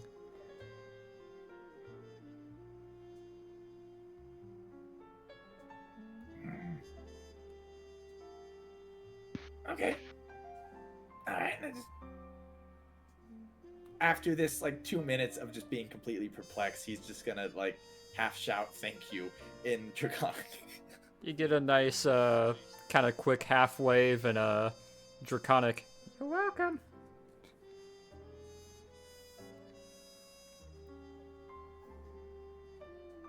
So yeah, give yourself a inventory side slot for your 5 square feet worth of mini holding bag. Is that a specific thing, or do I just put that in like? I'm telling you, call it the doggy bag of holding.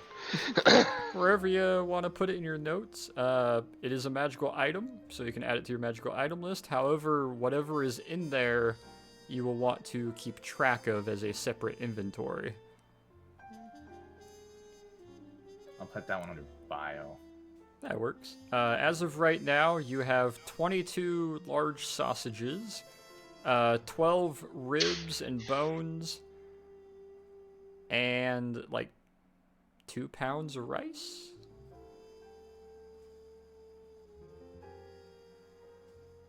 And a bent dinner tray. And a bent dinner tray. A bent serving tray.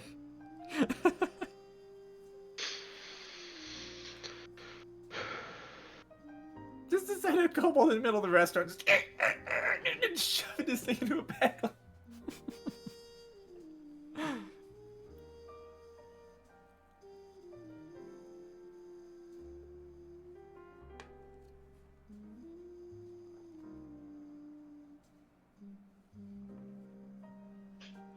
But yeah, you guys find yourselves able to deposit your plates that you've used and eventually kind of wipe off your hands, and 4 of you will be able to make your way out should you choose to.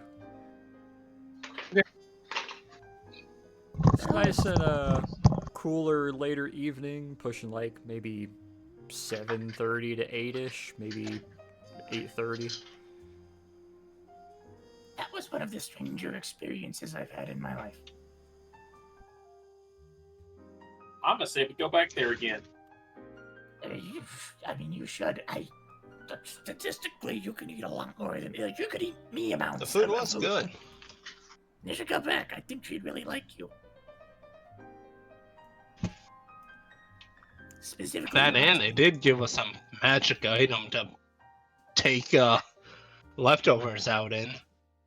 Yeah, you know, I think you could put anything in this. Just gonna That'd be pluck handy. a sausage out and eat 21 sausages. Yeah, not gonna try to do the 21. You shouldn't have done this.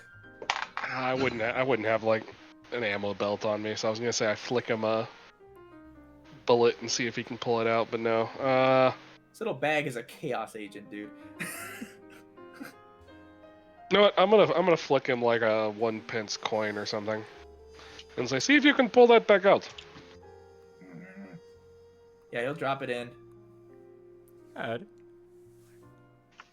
shake the bag a little, reach back in. You reach in, try to grab, nothing seems to be there for you to grab. He's actively searching now. I don't think you really have to roll anything to think of the coin in specific, but you think of the coin like you did the sausage and try to grab. You can't grab it or find it. The coin doesn't seem to be in there. That's strange, is it? Is there anything in here? Is there a sausage in here? A sausage pops between two of your claws. All right, we push that aside. We're still looking for this. We're going elbow deep looking for this. You reach into this and your arm kind of clown disappears into the cavity of this drawstring bag. Roll me intelligence. Huh.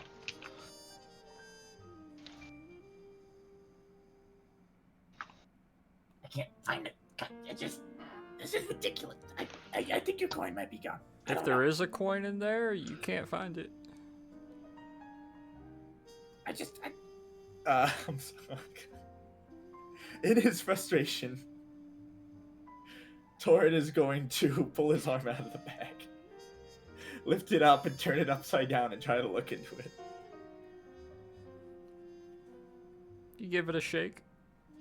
Nothing comes out. Just a black void through the drawstring. Maybe sticking your head in there is not such a good idea. No, I'm not that dumb. Can you pull the plate back out? He's gonna reach up into it and try to find something while it's above his head. What are you trying to reach for? The plate? Roll me intelligence.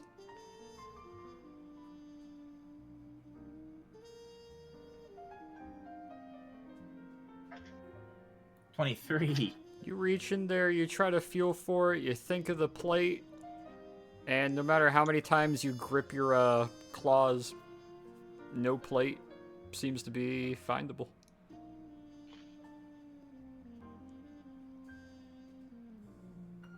All right, but we think of a handful of rice.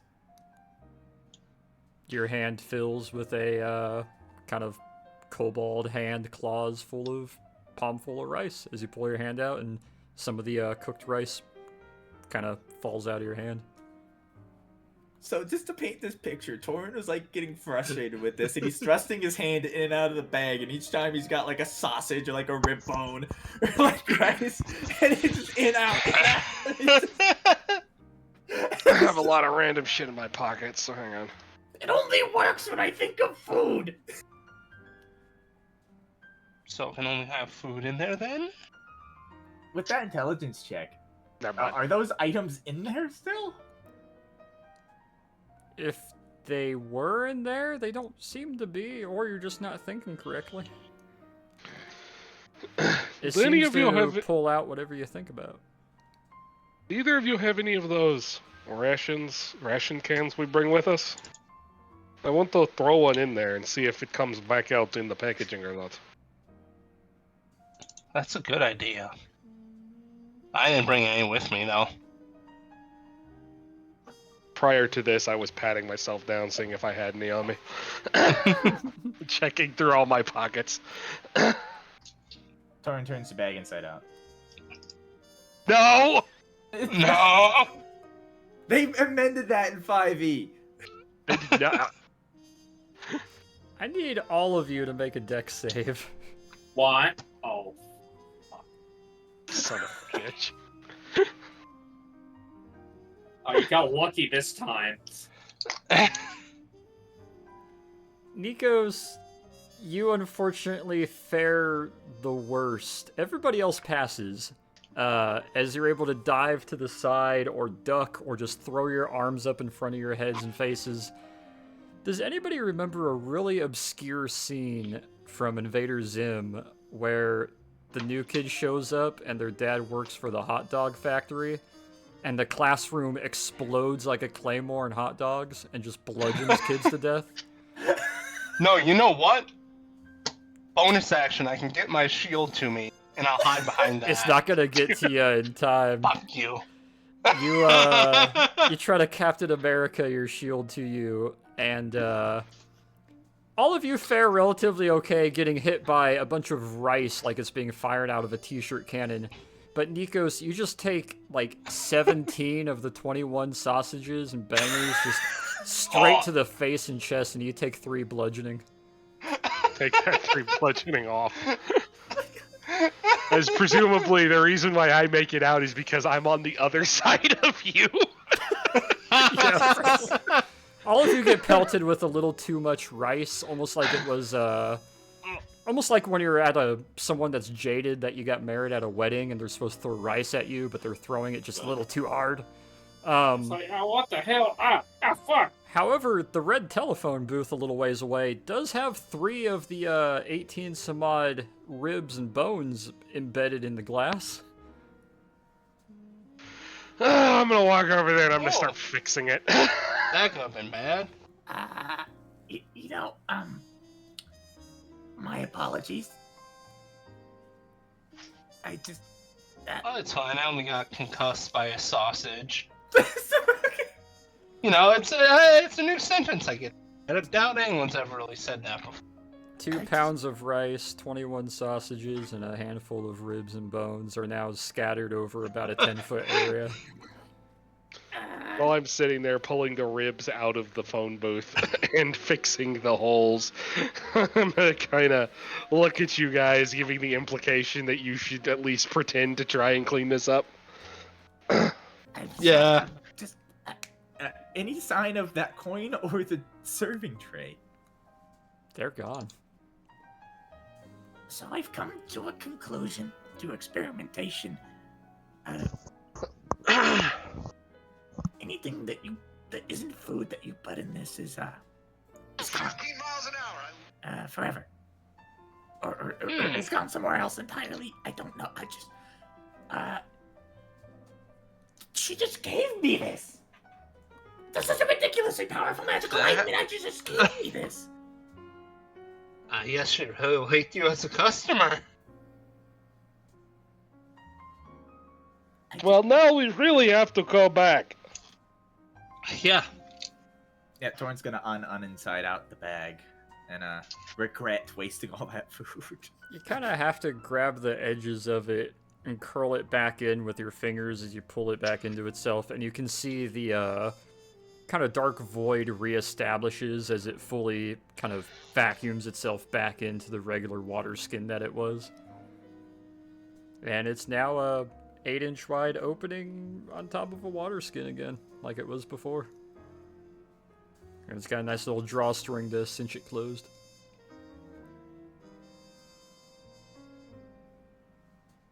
Arcana? I didn't fuck it up, did I? Roll me Arcana. 10. Seems to be okay. We still go shoulder deep in it. Your arm disappears and you reach into what seems to be a void. You don't feel anything though. Alright, sorry about the 35-minute exploration of bag. No, not at all. Torrent's That's gonna just give D&D, a man. single Things happen like that. understanding nod and then tuck it away. Remove all your inventory from the bag, though, as it is currently projectile over the sidewalk in the phone booth. Yeah. A lot of sausages made with love are now smashed across Nikos' face and breastplate. I'm sorry. Oh, no, not my face. I will wipe that off already, but... Just the slow motion of, like, the rippling skin effect as the sausage just beans him right in the cheekbone. Just bleh. Yeah, like I said, I'm standing over by the phone booth with the embedded ribs, pulling them out and fixing the window pieces one by one. We caused a scene. Your lucky mending is a cantrip, Torin. Alright. After a few moments, Picking up you're the able sausages. to pluck those out. You're able to pick up and gather the sausages. You're able to bend the little glass panels as they shatter and fall apart, usually when you pull the rib out of it. There's a couple nicks and bumps that you can't really fix, and also 2 pounds of rice is a lot of rice to pick up, so it's just kind of there for the birds You're eventually. not picking up rice. It's also cooked rice that's soft, so yeah, it's just kind of there. Let's get out of here. But yeah, add a now empty bag to your inventory as you guys make your way. Eventually, you dump the sausages, and some of them are exploded or cut in half into a little trash bin somewhere. And The ones that are left. the ones By the that are time left. Gordon's done snacking as they walk. Oh my god, you're still eating them? They're good. Yeah, you're occasionally grabbing some out of Nikos' hands, and yeah, They were on the ground. Okay, sure, I'll hand all of them to him. Yeah. Look, if I've been shot, I can handle a little bit of dust, okay? The 4 of you walk your way down, eventually finish off the sausage, and yeah, you find yourself just kind of idly walking down the street again, pushing about 9:20 or so. Well, I suppose our ration quality will improve greatly via this. Yeah, I could get into trouble with this. Oh no. I wonder if food spoils in it. That's probably a good thing to find out. I'm gonna need a bottle of milk.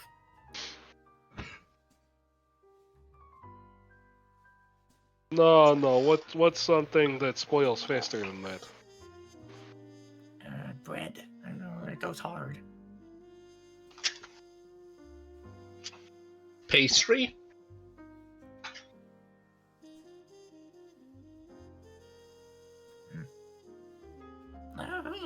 We'll find something.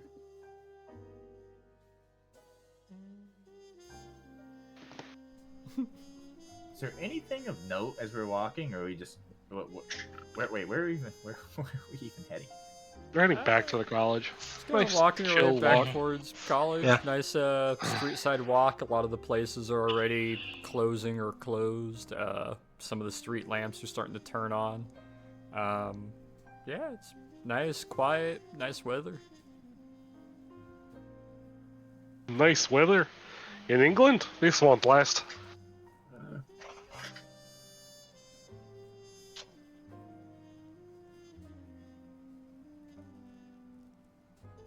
I'm not used to this. There's just I've always walked somewhere with a purpose. So I'm just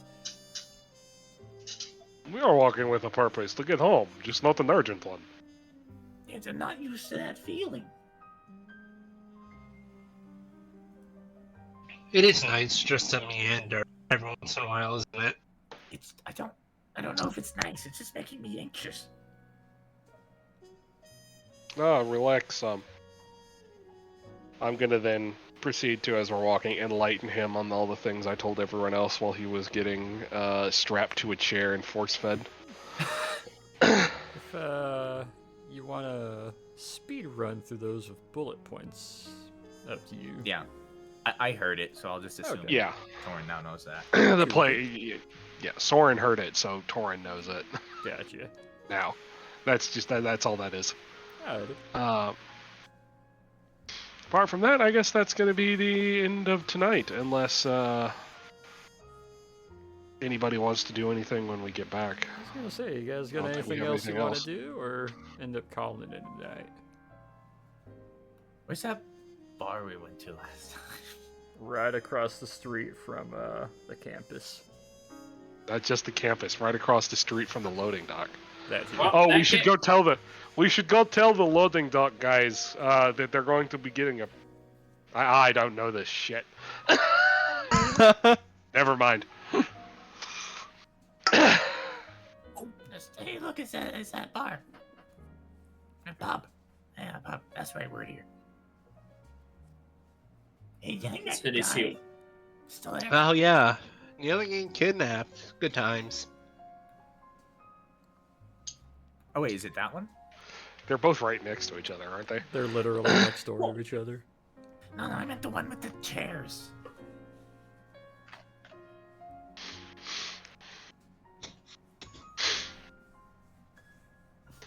I don't know if getting drunk after eating that much food is such a good idea.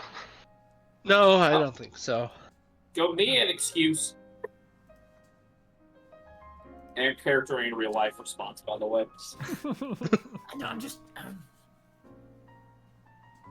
I've got all this responsibility now. I'm finding this strange urge to be slightly chaotic.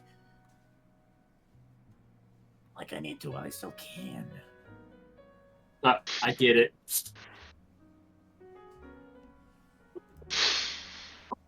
Living a little before all the paperwork comes. Yeah.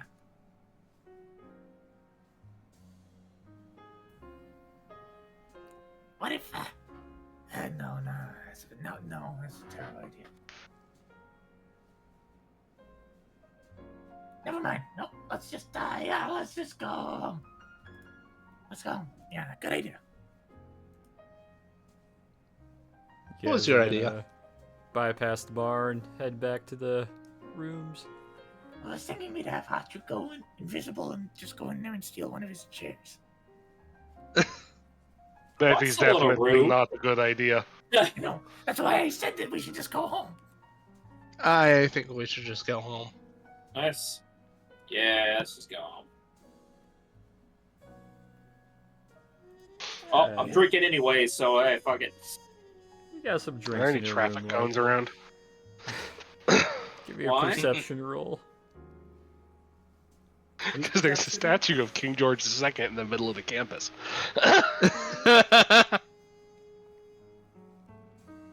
Shenanigans are to be found.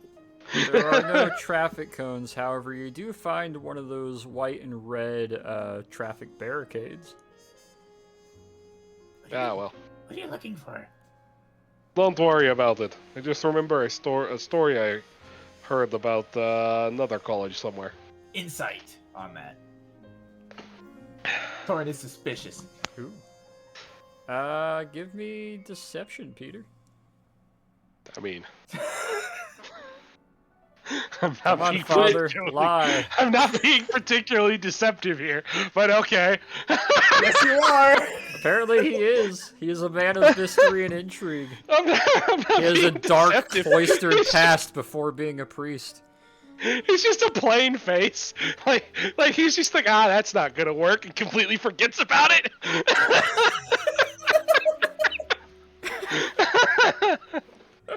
And Torin's looking at him, and he's just like, so mysterious. Goes to Constantinople, comes back a new man.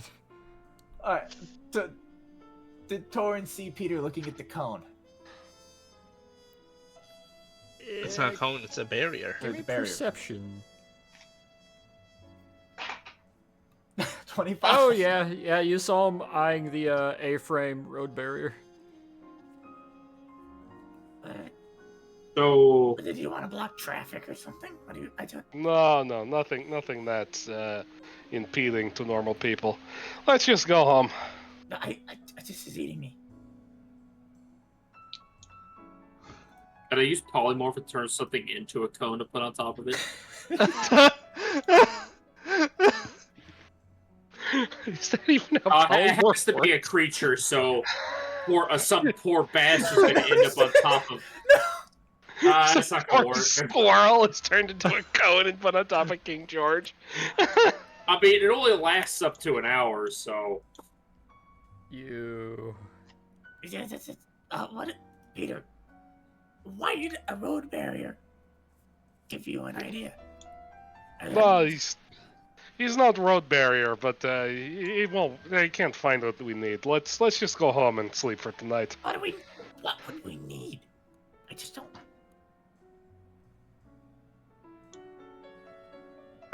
I'm just gonna start heading inside the shipping dock since we never use the actual entrance. Peter, what would we need? Don't worry about it.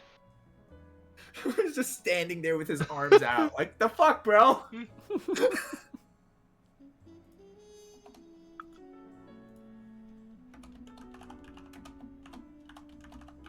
Oh man. Yeah, leaving Torn completely a bit bewildered. You guys make your way through, Hachu's eyeing doing some stuff to the statue, but just, yeah, you guys make your way through, in an odd sort of way to round the night out, as, everybody gets a nice full rest, replenish any health or, spells that you may have expended for whatever reason. All my lay on hands for all our Your lay on hands. all our retardedness. For your Everyone has a firefight bath. worth of damage. Everyone gets a bath, gets cleaned, you get brand new clothes, and you're nice and fit and good to go. And, yeah, we'll fast forward to you guys waking up the next day. It is nice and cozy. That's the wrong one. Let's see, is that the Man, right I'm just getting one? out of bed. That's a little exciting. Right? Torn's on an emotional fucking roller coaster here. Yeah. I'm sad. Now I'm being fed. Now I'm confused. You guys have a pretty good night. Some very comfortable, quiet, silent sleep. And you're all able to wake up the next morning, nice and well rested. And eventually you kind of run into each other in the, commons in the main hallway between a lot of the rooms. Morning. Everyone sleep well, I hope? Well enough.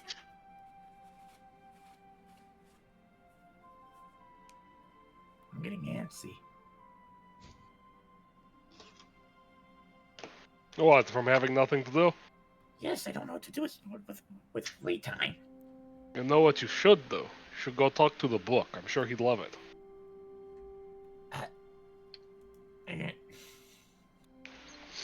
No, there's a couple people. I suppose I should speak to him, and then I kind of want to. Correct me if this sounds naive, but I'd like to see that demon in that rock that I found is a bit more sociable. That does not seem like a good idea to me. You remember all the trouble he caused? I'm not gonna go hold it. I mean, I want to check in with the science guys. Hopefully nothing bad has happened to them. With all the magic equipment around, we probably would have heard it if something did go wrong.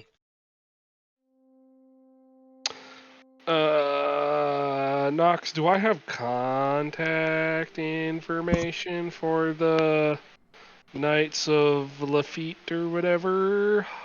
That specific order, until you were told about them, you had no idea they existed, and there's I mean, when I was told about them, did I get any contact information or no? It seemed to be suggested to you in a, you gotta go talk to them in person kind of ordeal. I mean, I figured that. I meant, like, do we know where to go? Other than, yeah, they're like in Louisiana, bro. Go. Well, oh no, it's one of the smaller states. Have fun. They're in Lafayette. There's no address for them, really. Do you know how many Lafayettes there are? Which Lafayette? Louisiana. I'm gonna I'm gonna Okay. go to the library and see if I can find anything about contacting them. Okay. That's what I'm gonna do today. Give me intelligence and a investigation. Intelligence. Yeah, I'm gonna go with them with it because Alrighty. well, Yep. Suppose I'll join Torin with talking to Picatrix and check in on the researchers then. Sounds good. Yeah, we'll have the two 'Cause teams I've do Got that. no plans. Cool. Hachu, give him some help. Intelligence and investigation.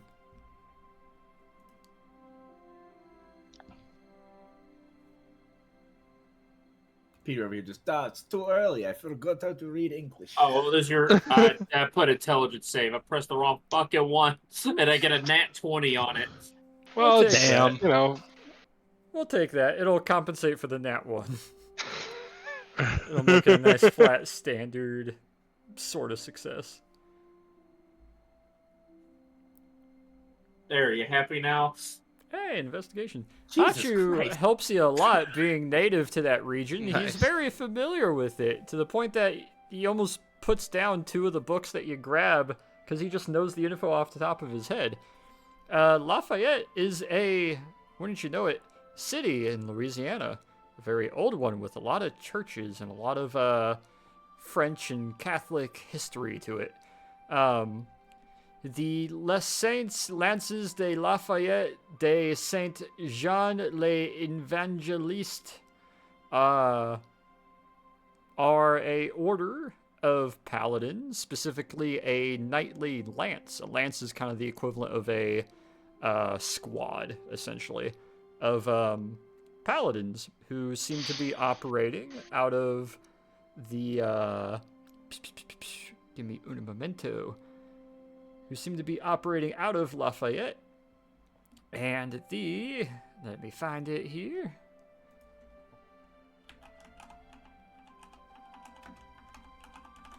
I had it written down in my notes. And now, where did I done put it? Oh no. Un momento, I have it in my notes here.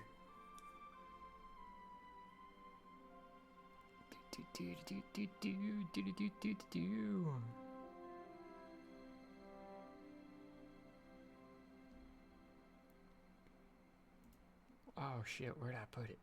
Un momento. do they have anything to do with the Cathedral of St. John the Evangelist?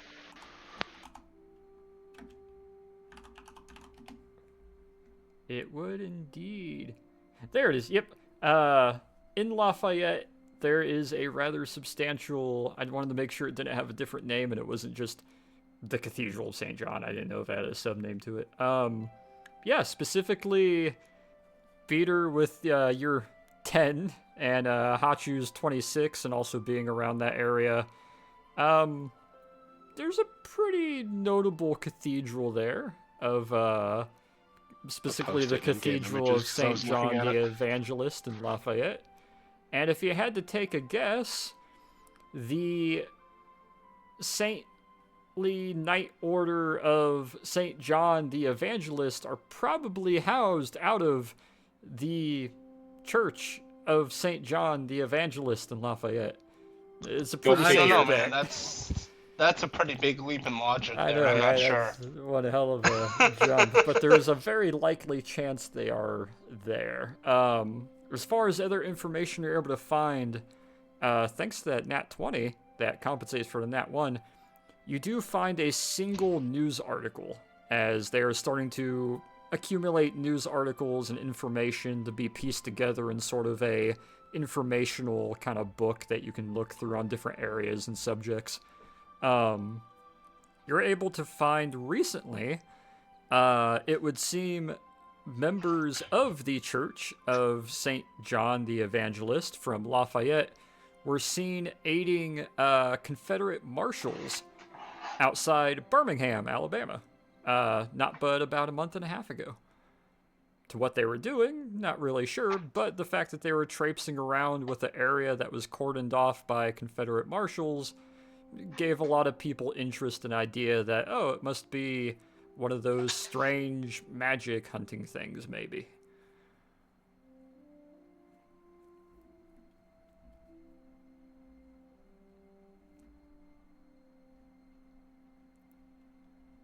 But other than that, you're not really able to pull up too much information about them specifically, at least not from here. Okay, this is a start.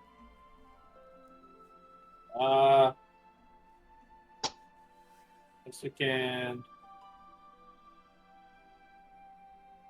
look into it a little bit more once we get, I don't know, stateside at some point. Sounds good. I don't remember if we had any missions in Louisiana. Are you sure you're going to be okay going there, given that you are accused of attempting to assassinate Huey Long? We can figure out around that. I think I got it.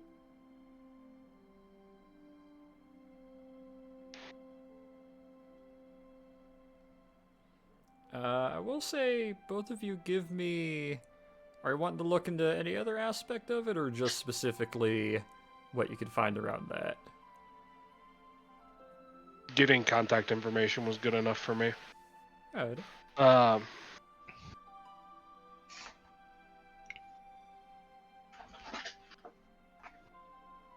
Yeah, perhaps we should write a letter to them to send when we get to Boston, if we do decide to go there next. Yeah, that'd be a good idea. Oh, man! The cathedral has fried catfish po' boys all day Fridays during Lent. 10 a.m. to 1 p.m. You know, you don't need to be finding my Spark Notes. Spark Notes? I was just looking at it on Google Maps. They got a fucking sign! The cathedral actually does a lot of cool shit there. I went on a little 2-hour rabbit hole reading about it. Yeah, you guys ever do that? Let's pan over to the other team. Torin and Nikos, you guys walk your way through after y'all get your breakfast, and where are you going to, Torin? What are you gonna be talking to? What you leading the way on? I think we'll start and try and catch up with the whatever staff or magical scientists took charge of the evil rock. Ooh, okay. The blood of Hussein. Kind of chaos has it caused. Let me know if you need the curse removed on you again. Or someone else. Give me a moment to scroll through my notes and readily grab the information around that. You know what? At some point, whenever Lafayette is like 3 to 4 hours away from Shreveport, but it might be worth the drive just to try this.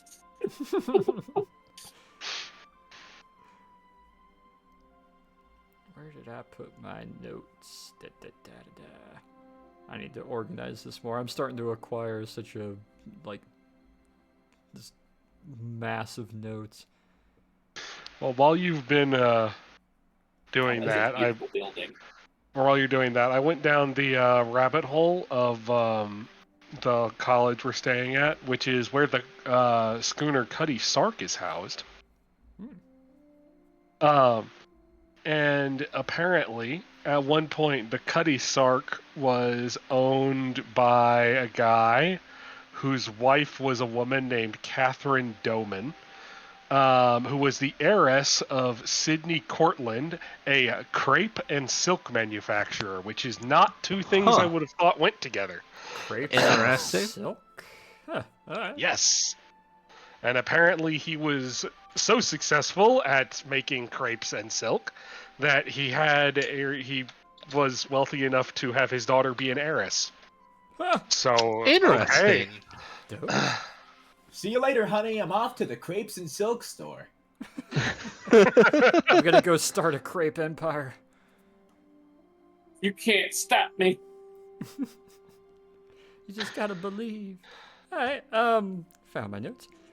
Yeah, the two of you go walking your way through, and you eventually go to the, one of the two expanded magical item halls where a lot of the research and, different stuff is being done. There is a plethora of different layered magics and sealing magics and containments and sigils on walls and a lot of, a nice mix of science, arcane, and just straight magical users that are, looking over different items and weapons and artifacts and boxing some things and unboxing other stuff. You guys kind of navigate your way through almost like a big manufacturing floor of like an auto plant or something. You find your way over to a table where you see it's kind of like a big U-shaped table, and there's a female kind of arcane scientist standing there. Got the big old glasses, got the hair in two kind of tied back pigtails, somewhat shorter. It definitely gives the implication of, oh, this is the rock and like minerals nerd, who's looking over with a clipboard at a large accoutrement of stones and rocks and gems, just laid out with different notes of paper and stuff to all sides of it, just kind of organized, scattered. And you can kind of see on a little tri-pronged standee is your specific rock inside a perfectly sealed kind of glass case towards one part of the table. And kind of just looks over to the two of you. Oh, hello? Hello, Hello. I see you've put the rock in a glass case. Yes, a holding bin for now until we can fully have the staff present to crack it open. So you haven't actually done anything with it yet? Oh, no, we did. However, further attempts to delve any deeper will require additional, more adept personnel. We've actually sent for, I believe, 1 or 2 clerics from nearby order who will help with, upon opening this, to subdue the devil inside it. Define subdue. No one else has gotten cursed, right? Fight it and defeat it, but not completely destroy it. However, we do have an idea where we simply will just cast banishment once it makes itself known, and that will give us a window of opportunity to look into it, discover the composition, and figure out the mineral build and the magical capacity within before letting that spell come back and returning it to our plane, and then sealing it back in a box until we decide to do so again. Good lord. Now, this is pretty atypical as far as magical stones go. Can I help you? No, I was just mostly wondering about that, and you just yeah, have a nice day. I will try. We're the ones that found it, so we were just checking up on how the progress and looking into it went. Oh, where did you come about this, if I might ask? Aleppo. In French Syria? Yeah. Huh. Interesting. So no one's talked to the demon in the rock yet. Oh no, we have. How'd that go? Pretty well. Although the cleric was a little flustered at first, but he managed to very vocally debate with the deity inside and keep him distracted and subdued, which allowed us the ability to realize how to proceed from here. Although we may be looking for a more potent and stronger magical person who can deal with it while we look into it further. I'm sorry, I'm just a little confused. If he's willing to speak with you, then what makes it so difficult? He's very easy to taunt and keep distracted or draw him out, but he's very difficult to restrain once he gets angry. Well, why are you pissing him off?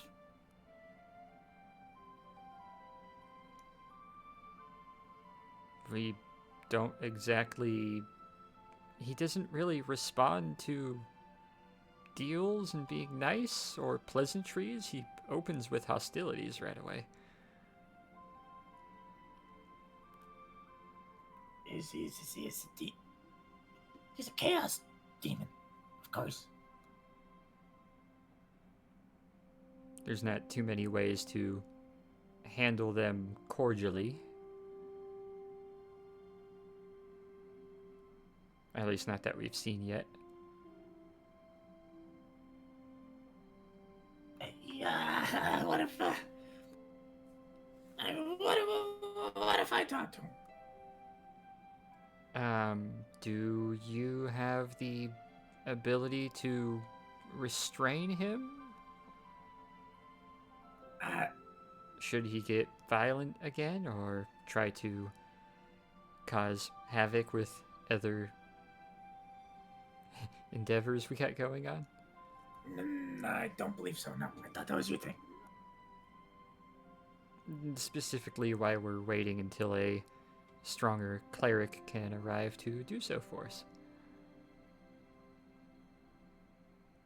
We've sent to a few of the...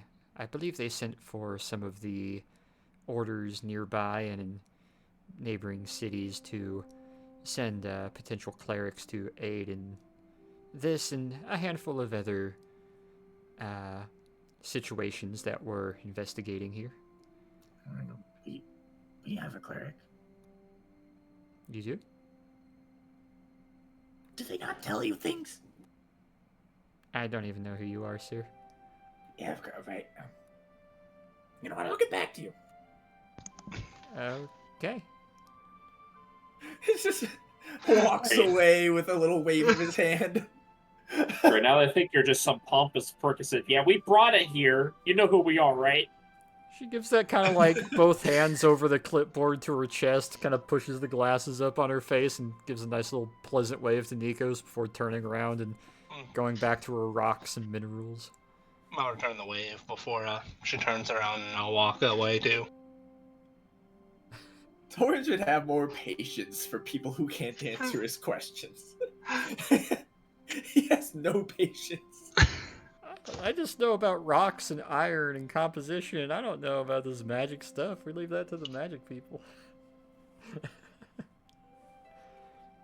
Yeah, well, you should.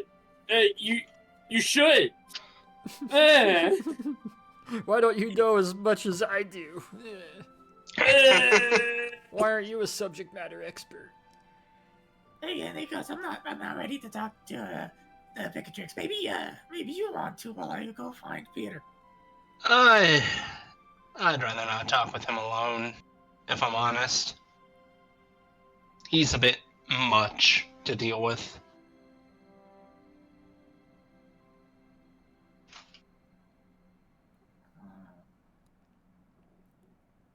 Alright, fine.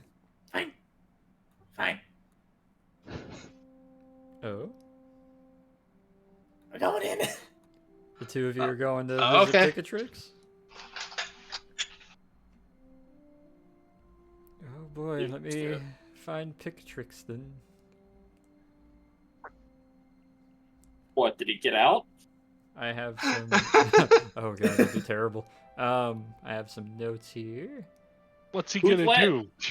Chatter at people? People would have, after talking with him for 2 seconds, people would avoid him on the side of the road like they do homeless people. Yeah, who let the immovable object get away? Oh god. How'd you fumble that badly? It's a fucking book. He can't move. Let me see if Sir, we've lost him in the library. Oh God! Oh no, he's hiding in the library. That would be horrible. Let's see where. If Not he's really, you actively just have to trying to follow hide, the, yeah, but I don't think If he he's- could resist talking to people. Yeah. So You're just following the Dewey Decimal System. You're like, oh, yeah, where's that book in ancient Rome? It's just, yeah, it's about right. Yeah. Yes, it's about right. The two of you make your way to the larger room that has been occupied for, basically half the room has been treating and restoring books and scripts and paper, and the other half has basically been his containment cube and some of the research tables next to said cube. However, the two of you give a quick knock as you step inside, and the cube is no longer there, and some of the tables have been moved around. And the area that was the back half of the room for restoring pages and books and kind of paper replication seems to have expanded to most of the room. Both of you give me a perception roll. 16. Both of you look in there. You see the usual 3 to 4 persons towards the back corners looking through magnifying glasses on standees at some very old pages and kind of replicating or using like Q-tips and certain liquids to restore some paper, looking at scrolls and the like. However, the two of you are rapidly approached by a very... You know those wooden 6-inch tall mannequin sculptures for drawing that you put on like a tabletop? Yeah. Picture that, but about 5.5 feet tall and made out of a bunch of pages wrapped together with no real discernible features, rapidly walks up to you and offers crossed arms to the both of you to shake your hands. Hello. Oh, you have a body now. I do. Hi. Congratulations. This is crazy getting to shake your hand. This is crazy just getting to walk around. I haven't been able to walk around for so long. I've still just been walking constantly. I can't stop walking in places. You're It's fun. taller than me. Is that a problem? No, that's fine. No, that's fine. 1 second. Torin, give me a con save. A 7. You're probably not going to be very comfortable as both hands will let go of your guys' hands and kind of does that, like, squishy face palm to either of your cheeks and kind of squishes your face for half a second. And there is now standing in front of you with a weird, semi-fleshy noise of a bunch of pages shifting to a Torin-esque shape paper person. Huh. No discernible facial features, but a working mouth and sort of digits. So when did you be able to do this? I just never tried, and I tried it a couple days ago, and it worked really well, and I'm really happy because I can walk around now, and I can kind of turn myself into anything. How do the other people in the lab feel about this discovery of yours? Well, the first time I did it, she screamed and ran away, and I tried to chase after her to tell her I was Picatrix, but she didn't want to hear it, and then I got tackled, and I fell into 3 pieces, but I could put myself back together very easily. Oh, great. That's So. you can move So around just a now. word of advice. When women are running screaming from you, you usually don't want to chase them. This is crazy. I haven't been able to touch things, though, before, and both of his hands just go to either side of your face, Torn, and he's just kind of, like, rubbing your face and your horns. Careful, my scales are very abrasive. It's bad on old paper. I'm thick-skinned. Stop rubbing my face. That was a social cue. Oh. Pulls their hands back. The kind of paper-esque kobold shape looks up towards Nikos, starts reaching a hand out towards your breastplate. puts kobold hand to your breastplate, starts idly rubbing Oh. like the abs of the breastplate. It's starting to make a washboard noise. Brass. Mhm. So Which what breastplate was bronze? Bronze. so, Bronze, brass, they both start with B, both look alike, you Same know. thing plus aluminum. Yeah. Exactly. so what have you been up to other than learning how to take on the likeness of other individuals in your presence? Wow. Learning what things feel like again now that I can do that. And enjoying the breeze and making the mistake of being outside when it rained. That was a fun time. But that's also kind of the that's fun pretty part unpleasant. is, well, I'm paper. It used to be my flesh, so it's kind of moisture resistant, but I also am finding I'm able to get sweaty, which is weird. Yeah, that's really weird.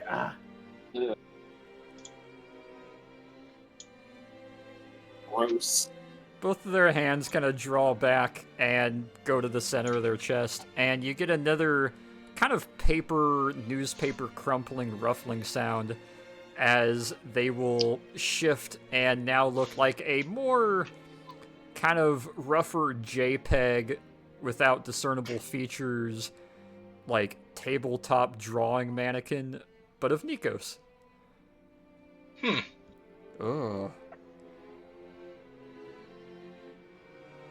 Glad to see you. Does he have hair and is it constantly... It looks like a paper mache volcano, but yeah.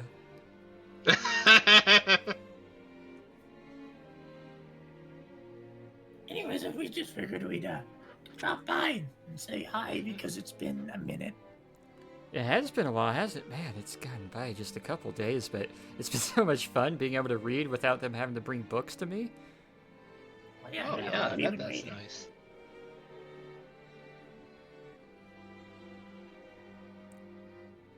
So, what all were you doing? A conference in Vienna. Mm-hmm. Ooh. Bet that was fun. I was a speaker there. He gave a very good speech. Oh. What kind of speech? Just a combination of I somewhat hard to parse. It was a bit long, but the cryptids in North America known as the Pakuchi, just some this and that, some stuff about magical items. As you're So saying that's- that, they're idly reaching a hand behind them and pointing a palm towards the ground. And very similar to the paper mancy that you met from the librarian, a book kind of breaks apart and the pages come flying over as they sit back and sit down on a paper-made kind of stool and then cross one leg over the other knee and just kind of idly put their hands in a ball in their lap and just kind of look to you, nodding a little bit. Oh, don't hold back details, tell me. All right, Torrin's gonna go through probably all of. You should have seen this coming. Yeah, give him an hour. Both in and out of character, you should have seen this coming. No, I did. Yeah, give him like an hour and a half. He's just gonna be going over all the same information. He is going to absorb it and ask a good few questions, and it'll be a nice conversation with the flesh paper man that seems to have learned basic papermancy. Oh no. Yeah. Yeah, about a good hour and a half will go by. Ecos, well, Torrin's kind of giving a one-on-one speech and seminar again. What are you gonna do?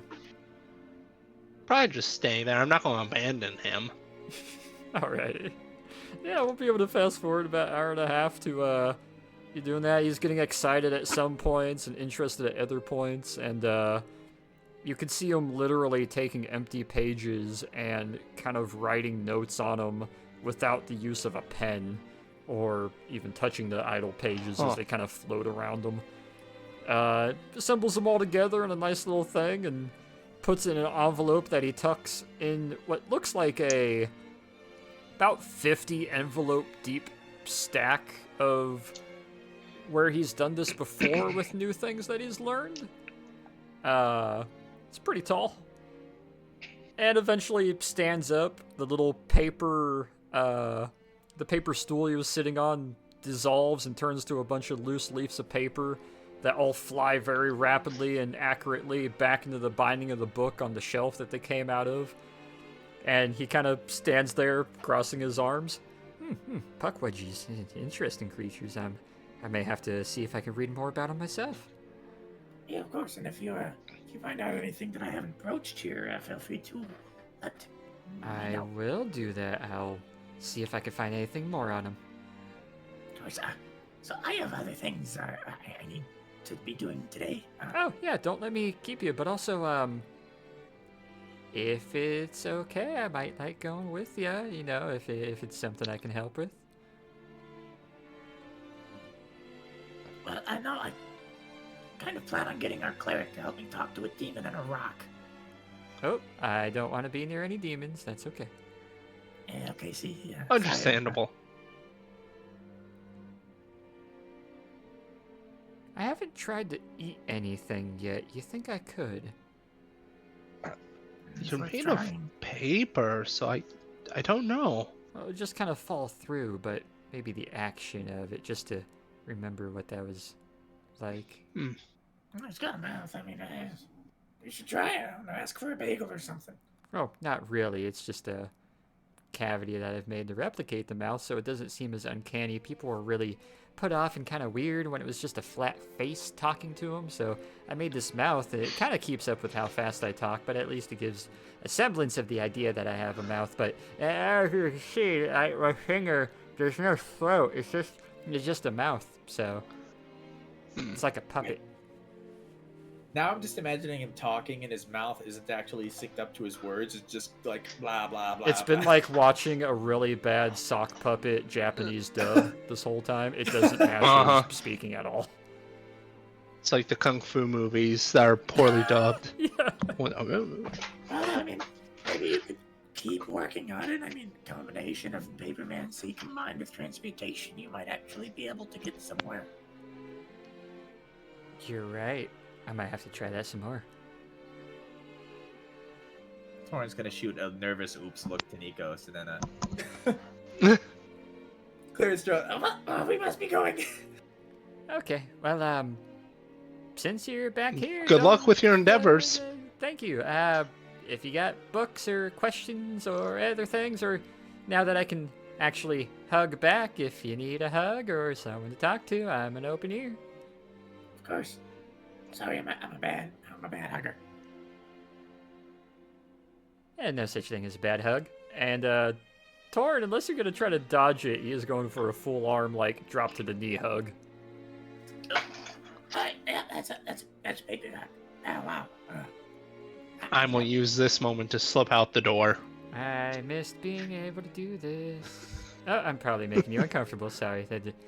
And he starts to, like, lean back from the hug, but then does that, like, lean back in for another quick hug, and then starts to lean back, and right when you think he's about to let go, gives another quick lean-in hug, just like a goodbye hug, and pats you twice. Yep, alright. Okay, you do what you gotta do, I'll be here. Of course. And I'll be, around. No, it's just... Yeah, leave. He's leaving. Okay. He's still on one knee, like, arms kind of out in a semi-hug, and it's about 2 seconds after you're through the threshold of the door that he slowly starts to lean up, hands kind of idly wobble to his sides. Just kind of looks to the side, vacantly, with no facial expression. Looks to the other side. Does a very immaculate about-face on his heel, and starts just, like, total Soviet strut marching over towards the table with a bit of a head wobble, and goes back to grabbing a book and doing whatever he was doing.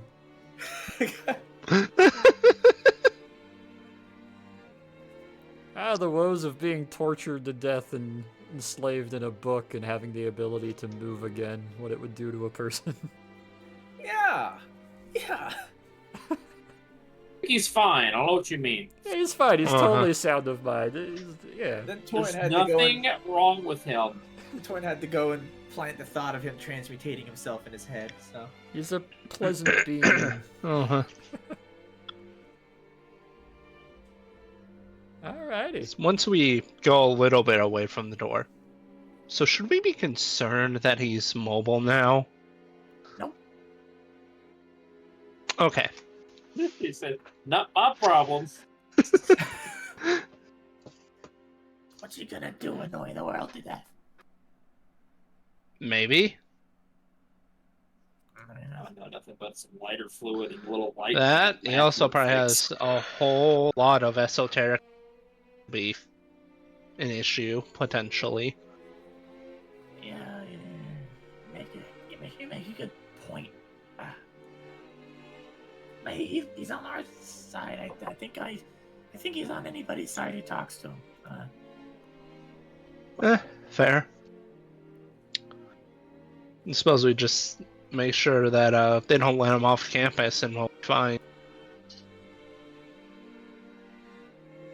Yeah, that's good. Hey, you think it's a good idea to be pretty along to talk with the? Is that just? I don't think talking to that demon's a good idea, just at all, really. Look, it's in my nature to be curious.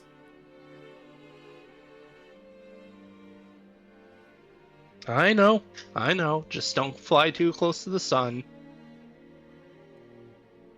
Yeah, okay. Are you with your Greek metaphors?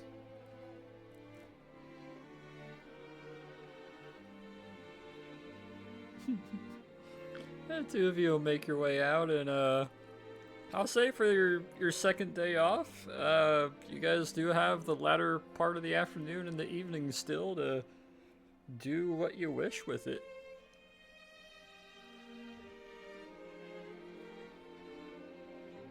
I'm gonna raid another soup kitchen. Gonna go raid the soup kitchen again. Anyone else? I mean, we gonna do join need to Hachu, replenish or? the bag.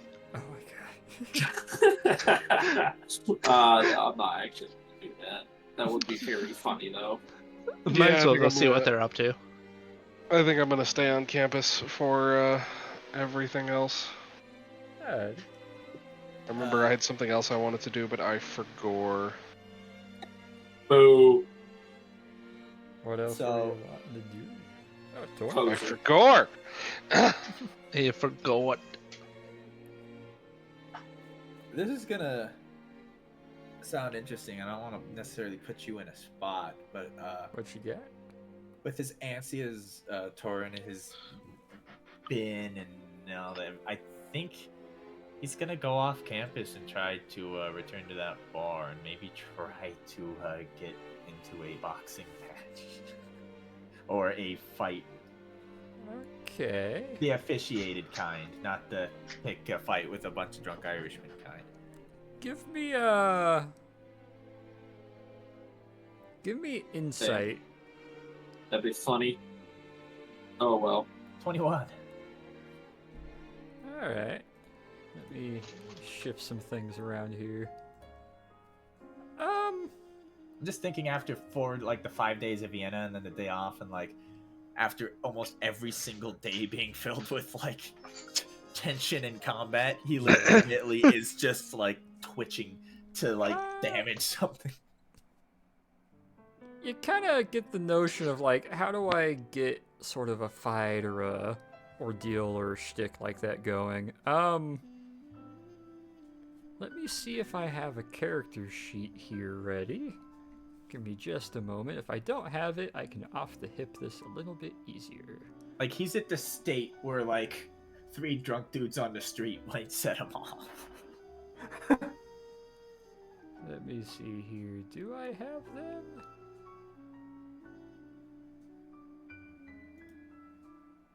It's not PTSD, okay? Oh no, totally not. Mm-hmm. I do not have it, but I do have it on another screen here. I can pull it up, so I'll roll it manually. Alright, Thorn, you take some time to kind of look around. You end up heading out onto the streets on your own for the latter part of the evening. Walk around for a little while, pass by a few pubs, and one in particular seems a little bit louder, a little more rowdy. And with that 21 insight, you're able to kind of garner that an establishment this big and the building being that deep, but also only having like the front eighth of it actually being sittable and the bar. Either the rest of it is a distillery or something going on in the back. Or just a whole lot of storage, or maybe living quarters, or co-opted. But after one or two kind of non-suspicious walks around, you realize, there's a bit more to this, whether it's storage or what.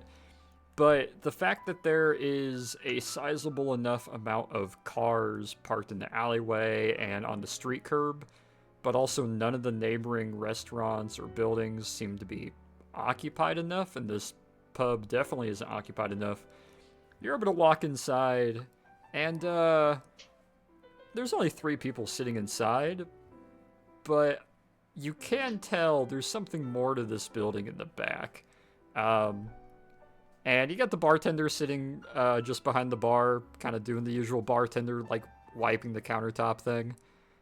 Some of the other people sitting in the front seem to be a bit more of that younger kind of like hay tossing freight loader, sort of dock worker kind of crowd in dress and attire, the woolen gloves and stuff like that. Seemed like a lot of them just got off work, but it's a bit quieter and more odd here, and there just seems to be more to the backside of the building than is being let on.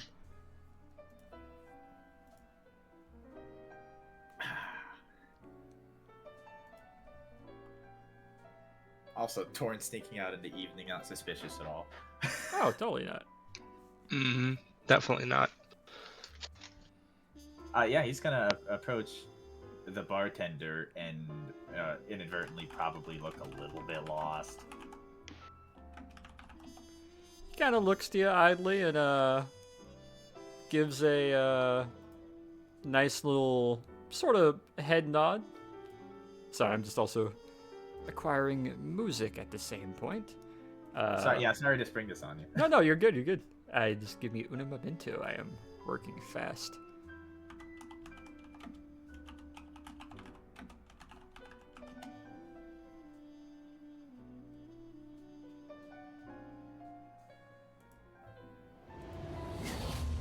Why is that so epic? Okay. Fight! There's a fight! Oh, there's a fight! Yeah, the kind of looks to you, sets the rag down next to him. What can I do for you? Just a bit restless. I found myself with some free time and, Looking to have a couple drinks then? couple drinks, some, yeah, that'll just start with the drink, and, yeah, whatever's good. Whatever's good. Okay. Yeah, grab yourself a seat. I'll be right with you.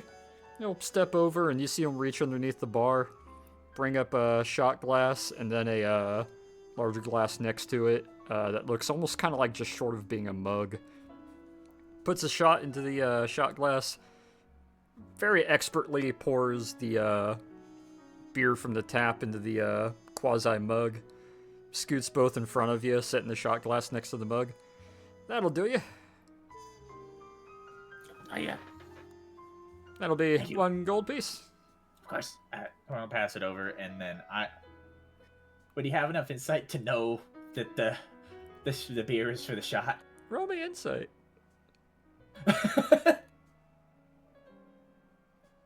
no. No, you won't. The shot is clearly the chaser for the beer. Yeah, he's just gonna. Yeah, he's just gonna sit there, drink the beer, and then go, and then eventually get to the shot and down it. Give me a con save.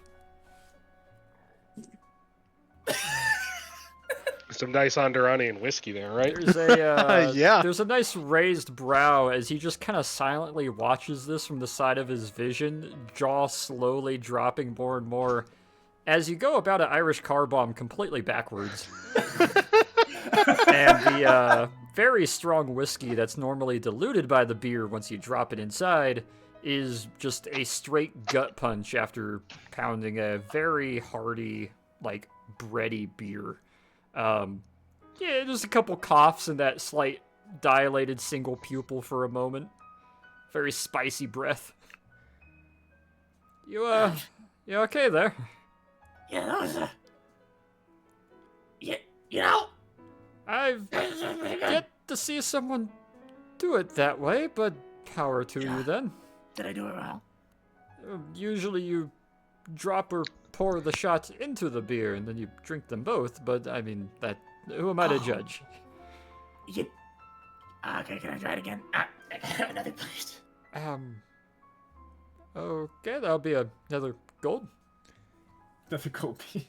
You'll take the bottles, grab the handle, pour another one with a really nice head to it, set it there, fill up the shot, set it down with a little clack next to it, and give you a little nod. And this time, he's standing only like a foot away on the opposite side of the bar, and is kind of watching a little bit closer, just to like, it looks like he's ready to go, no, like correct you if you start to mess it up again.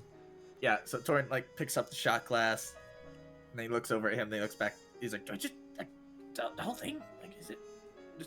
Well, if you're looking to make a statement, you drop the shot into the mug, and then you drink it without letting the shot hit you in the face. It's to slow down how quickly you drink it, or you can shoot the shot and then follow it with the beer, but I've seen both ways. Well, I mean, there's no one here to impress, and you don't seem like the type to be impressed easily, so I'm just gonna... Well, And I'm he's just gonna... already impressed you did it backwards, but... That wasn't intentional. I just, Yeah, he's just gonna pour a shot and drink it normally, and then be like,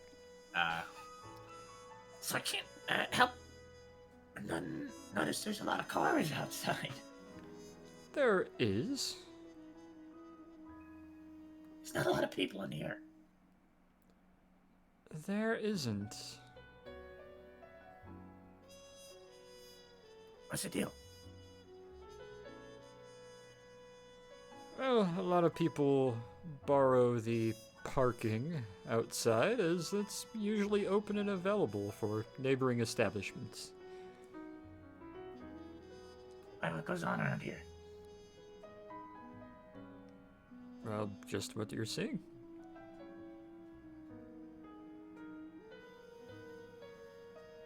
Kind of gives a squint to you. I'm gonna have him roll insight. Alright. Kind of squints for half a moment, relaxes his face, and opens his eyes more again. I'm assuming you're not here just to drink. No, I kind of want to get into a fight.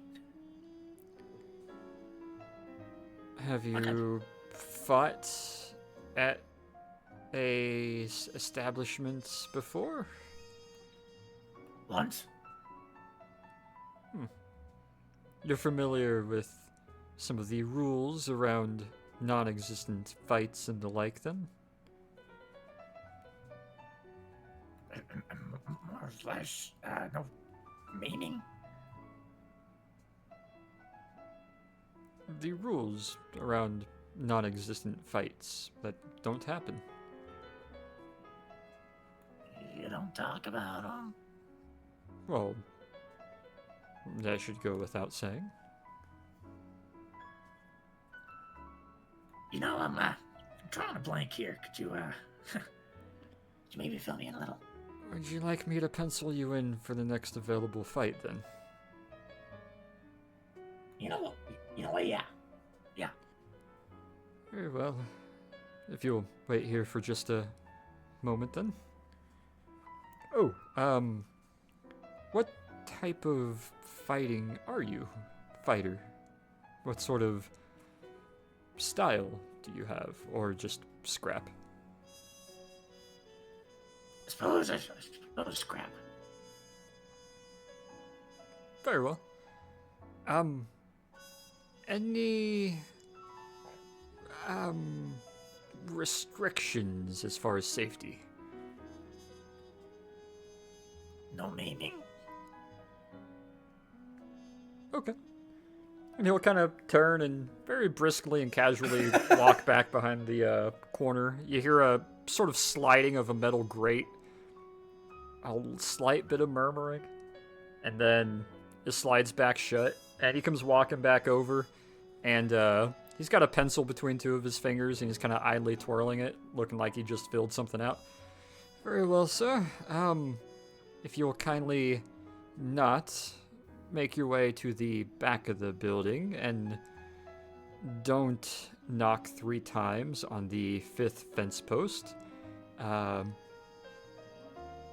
you'll find yourself in just company. Of course not. Thank you for the. I remember that Irish car bomb. That's good. That's funny given that Yeah. All right. See you. Just gives kind of a highbrow sort of smirk and a nod as you are able to make your way out. This is a terrible idea. One of us should have gone with you. Well, you Yeah, I can know. kind of just disappear at night. I mean, you could meta an excuse to go looking for him. It's not even that unreasonable. It's not that unreasonable, but kind of interested to see how this will go. Yeah, Tori, you make your way around this side and then back of the building where you come to one of those tall wooden fences, very nicely constructed and put together. And you go to the 5th fence post and you give it 3 knocks. Well, that was anticlimactic. A couple moments go by. And then you get a kind of singular knock and a little bit of a scratching on the other side of the fence. Wait, where are the Oh, a kobold. Another kobold. Hey, come on in, come on in. The 4 of the fence posts will kind of curl inwards, almost like a drawbridge style, but like upwards and upside down type deal. Opens up, and a gentleman standing there holding the fence post upwards for you to step inside. Wow, that's creative. Torrin's gonna step inside. As you walk in, it's very, it's not so much loud, but there's a lot of scuffling, a lot of noise, and you find yourself in a very sunken back alley. It's about 30 feet deeper, and you realize the acoustics of the building is obscuring most of the noise from the street side. As allow me to shift over to the other sounds. Okay, that's very stadium chanting. Fuck it, we'll just stick with music. Down in this receded pit is sort of sitting on all sides a mixture of persons of all kinds of different types of belongings. Handful of, obviously, humans, what looks like a couple elves, a nice mix of kobolds, and what looks like a couple dragonborn. Sitting down inside the deeper center of the pit, it's almost like a big funnel. There's about a 15-foot wide gap down in the bottom of it that sits a significant amount deeper. Down inside this little quasi-muddy pit at this point is everybody's feet kind of hanging over the side and kicking the 2 people should they get too close to the side of it. A Goliath, standing about 12 feet tall, swole, jacked, wearing suspenders and coveralls that are hanging halfway down for his whole top half to be exposed, is very bruised and battered, and kind of Goliath against James Goliath style, just hammer fisting into the mud, trying to hit this tiny grayish tan kobold that is just rolling and diving side to side between his legs and dodging his blows, getting little jabs and punches into his midsection and his wrists each time you miss. Everybody's cheering, everybody's yelling, people are passing money around, and all of a sudden, after a moment, you hear a loud yell, and a kind of sickening bony crack as the kobold scrambles up the front and gives a sort of spinning, like, full southpaw swing, and seems to break the jaw and the neck of the Goliath, as evident by the exposed bone at the corner of the jaw, as the kobold lands on his chest and the full Goliath collapses back, bashing his head against the corner of the pit. Completely limp, unmoving, now bleeding from his jaw. The kobold raises both hands up. Give me a perception roll. Jesus. Wait, he's just muttering to him, this is happening in The Greenwich. kobold is wearing a accoutrement of what seems to be bones and leather-strapped kind of piecemeal armor. Over the front of his face is either a very large kobold or some sort of draconic skull, or at least the top cap of the skull that is working as a sort of faceplate for him. And in either hand is a pair of very bloody and used and jagged brass knuckles that he is holding up triumphantly in both hands, covered in Goliath blood and what seems to be some bluish blood as well, and is just cheering and yelling and snarling, and everybody's like cheering and calling out to him as three guys step in there and start trying to forcibly shuffle the Goliath out of the mud and pit. One of them seems to be trying to cast some sort of resuscitation on him, as the kobold continues to walk around and flaunt and cheer. At one point in time is kind of giving some hip thrusting motions and grabbing at his groin to a couple of the very trashy females that are kind of wooed by it. It's odd seeing humans trashily lustful for a kobold, but eventually he turns and you hear a gentleman yelling out something in what sort of a weird English guttural mix that you can't even really perceive, and also I can't even attempt to actually replicate. Before two gentlemen kind of look over towards you. Oh gosh. Oh god. Oh, there we go. That works. Hey! And you feel an arm touch to your shoulder. Are you the new fighter? Yes, I suppose I am. Did he? Are there weight classes here? Well, it's convenient you're a kobold, but no weight class.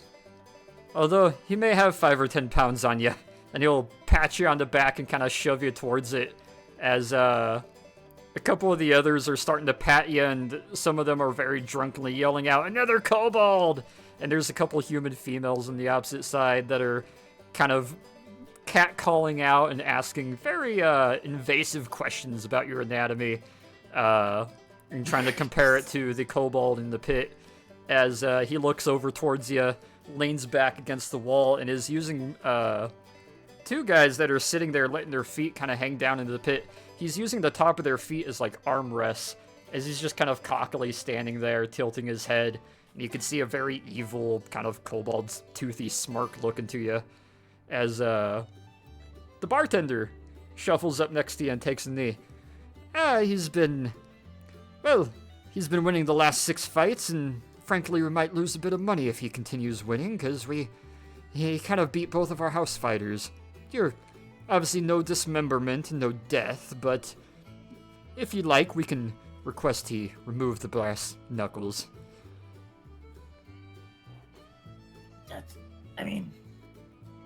That'd be nice. Obviously, if you're not up for the fight, you will have to pay his winner's fees and all the appropriate dues should you back out. No, I'm not backing. Can you do me a favor? Can you hold my guns? Of course, I was actually just about to ask. No guns and no outright weaponry, although Brass knuckles and aiding accoutrement are allowed.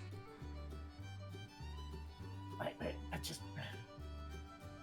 So If you'd Torrent's like, gonna I can take- request he remove the brass knuckles. I would prefer that. I won't bring an aid if he doesn't. Shank, you piece of shit, drop the... What did you call them? Shank. Knuckles. Yes, drop the knuckles. This is a clean bare knuckle fight. Fine, fucking pussy. Then you'll see him start taking off the knuckles, and he'll toss them over onto the side, and they'll land in the mud, and he'll start kind of cracking his fingers and adjusting himself a bit. Just. God, what am I doing? Alright. He's gonna fucking take off one holster, take off the other holster, pull the knife out of his belt, take his vest off, take his shirt off, because he's not ruining another shirt. No. Yeah. And just pile that all into Bartender's arms. Oh, and the glasses. Glasses, too. And the glasses. Let me And, find a image of the lad that I have saved around here somewhere.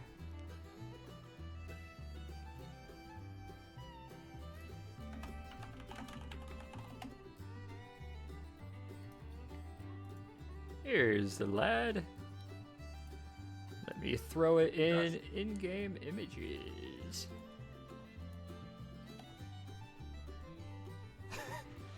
He's currently standing there, kind of readying himself and kind of shaking his shoulder a little bit, looking to have some pretty angry and possibly drug-induced eyes at the moment. But the bartender will take your weapons, take your holsters, take your vest, very nicely stack them on a bench side. I'm sorry, are you wearing a kobold skull on your skull? Lad, don't ask him about the skull. He's a bit touchy about that.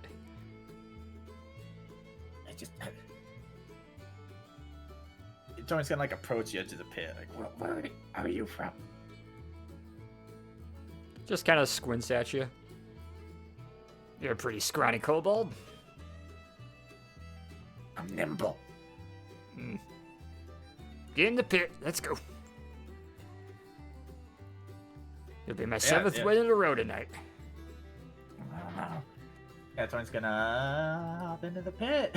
Into the mud pit. Oh! You drop down about 6 feet and land in the wet mud that you realize is not only wet from being semi-freshly dug and walked around in and stepped in by everything from Goliath feet to boots to what seems to be evidence of some claw marks where it looks like something may have tried to claw its way up out of the pit against the wall.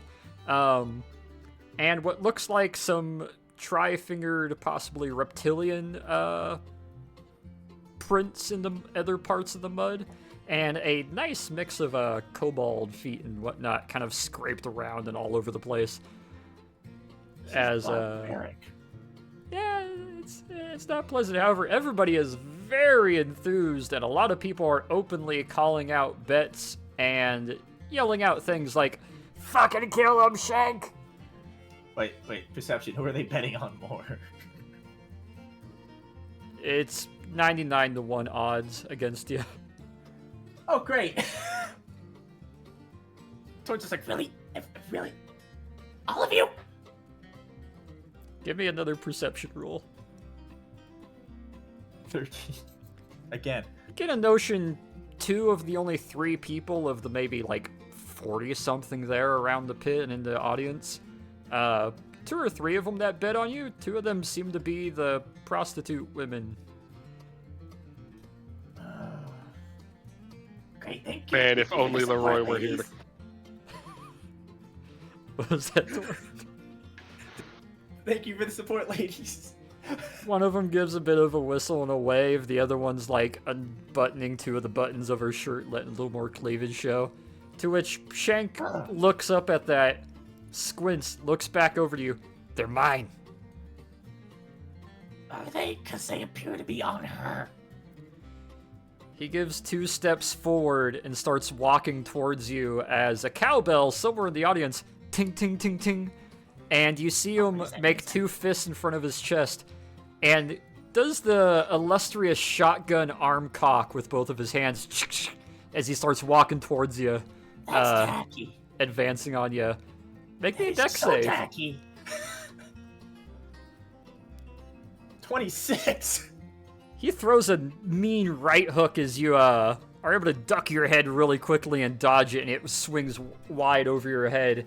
And then he's going to bring, in the same motion, very rapidly, the right side of his tail, which has a bunch of, like, bones and sort of accoutrement of metal kind of bars tied to his tail, which is going to try to whack you as well. Give me a dex save to avoid that. A 19. Yeah, you, after ducking the punch, you backstep real quick and you dodge the tail as it swings over in front of you and narrowly avoids impacting against you, as you now have 2 attack actions that you can make. We're gonna punch him in the side of the neck, and probably just try to like knee him in the stomach. Alrighty. Make me 2 attacks. With That's d20 plus strength and the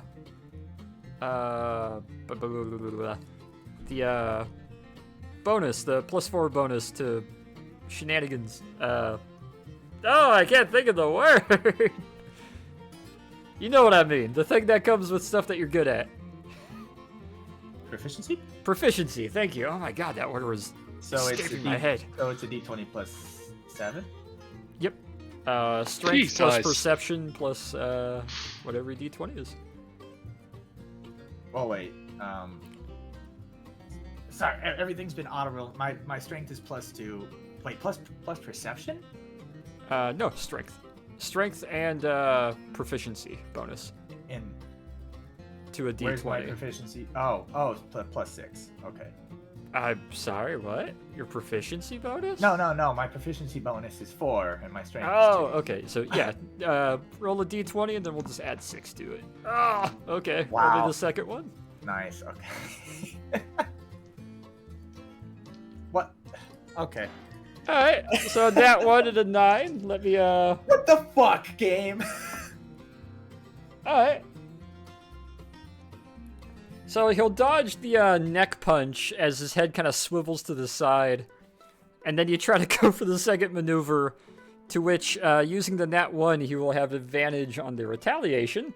Yeah. He will basically do a spin in place and bring his left elbow towards your jaw, with his right fist going for a kidney punch. First attack. That is a... That's a 19, and then the kidney punch. That is a 13. Does 19 or 13 hit? 19 hits. All right. So you'll dodge the kidney punch by being able to like bring your elbow down, and it hits your elbow instead. However, you just get straight up elbow clocked in the front of the jaw for 3 bludgeoning damage. Ow. He is in tight and close to you. It's a nice rapid elbow and kidney punch. You block that, but your jaw takes it. He is up and close to you in a defensive posture. How are you? What are your 2 retaliations? Gosh. What 2 attacks are you sending back at him? Gonna like kick him in the upper thigh, try to push off, and then spin and try and wail on him with the tail. Alright, make me 2 attacks. Right, come on, D20. Ah, an 8. Alright. This shit's fucking broke, dude. I swear. Yeah, that's that's a 14 and a 9. Yep. So, the 9 doesn't hit. The tail will completely miss. However, you are able to kick off the top of his thigh and push yourself back. You find your back and your tail hitting the side of this dirt pit as you now get your back to the wall. However, yeah, give me a d4 and add strength for the leg kick. 4. Alright, 6. That'll work.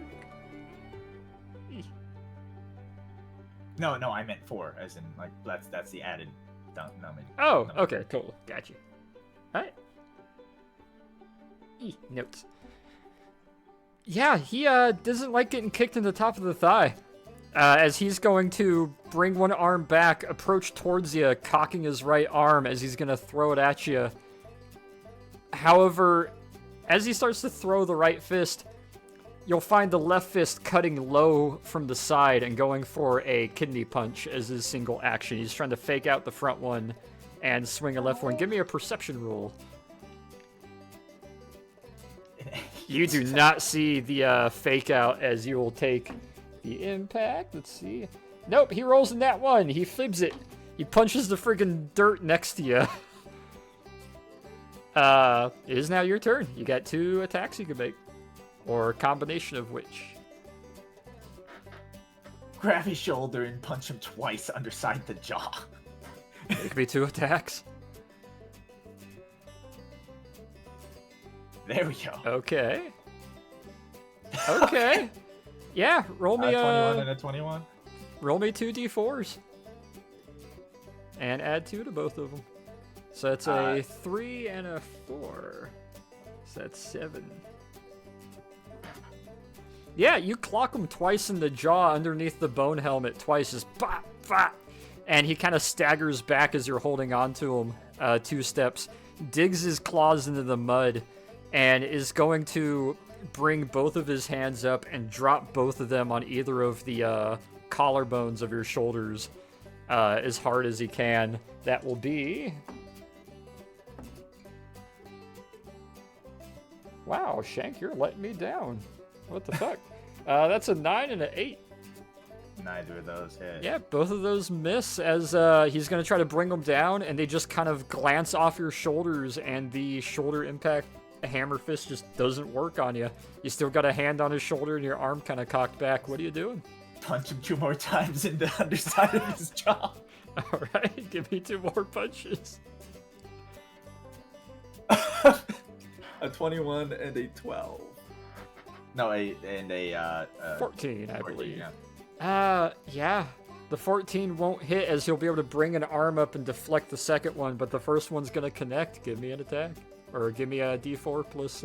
6. Oh, okay. Yeah.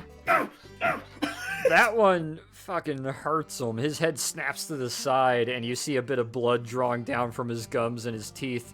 Very serrated, very angry. His eyes are going a bit yellow to a little more orangish around the edges, and the slits are going a little more angular and angry. As he'll look to you, I need a dex save from you. 26. I'm good at those. You, using your hand on his shoulder, throw your head back enough in time as he goes for one of the most brutal headbutts possible and misses as you now find the back of his head almost up against your chest. What do you want to do? My god. Torrin's gonna try to suplex him. You're gonna grab him and try to bring him up over the top of you and drop him behind you? Yeah. Yes. Give Whoop me his ass. strength. Ah. Give me sleight of hand. I'm good at this one. Come on. Okay. You try to wrap your arms underneath his armpits and across his chest, and you go to lift, and you just can't heft him. He's very dense for about equally height kobold. As you try to lift, you feel like you get the back of his feet up before... You're familiar enough with your own habits when you can tell claws and kobold feet are digging in, and the tail is piercing into the mud like a tripod. I'm gonna need a disadvantage dex save from you. Alright. An 18. Ooh, okay. Let's see if I can beat that. I can roll dexterity saves all day long. I just can't roll any attacks. It's a 19 before any of the modifiers. That is gonna work. Okay. The top of that bony plated head presses against your chest, and you feel just a football, like, linebacker kickoff forward. All of both of your weight is going into the mud wall that Also has a couple river rock in it. You're gonna take... Alright, you only take 4 bludgeoning, but your bare back and head is just impacted against the muddy wall of this pit as he just football linebacker checks you into it and kind of knocks the wind from you for a half moment. And then, He is keeping his head very aggressively scraping against your front scales. He's keeping that bony plate up against your chest, however, and kind of keeping you pressed against the mud wall. What do you want to do? I'm gonna punch him in the ear and then in the side of the neck. Make me 2 attacks. Oh yeah, I think those both hit. Yeah, those are both gonna hit. Ah! Give me D4 plus that strength. Yeah! So that's another 6. Alright. And then another 5. Okay. Shank, my boy. My son. Yeah, you fucking punch him twice very aggressively. Just pop, pop. And he lets out a very loud, shrill ouch at being punched in the ear as he'll recoil back trying to get away from you a little bit. And you see him raise his head up even with yours. He is going to open his maw and try to bite at your shoulder. I need a dex save from you.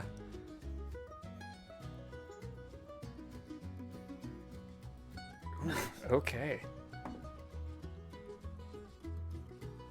Ooh, it's gonna meet. Alright. His teeth don't sink in, but he does bite onto your shoulder as one of your hands go up to his, like, kind of neck and collarbone to try to stop him, but he presses through and bites down onto your shoulder for 1 point of damage as he's just kind of scraping and snarling and gnawing at you. Oh, we're biting now, we're biting? Someone's gonna bite at his shoulder. roll me an attack.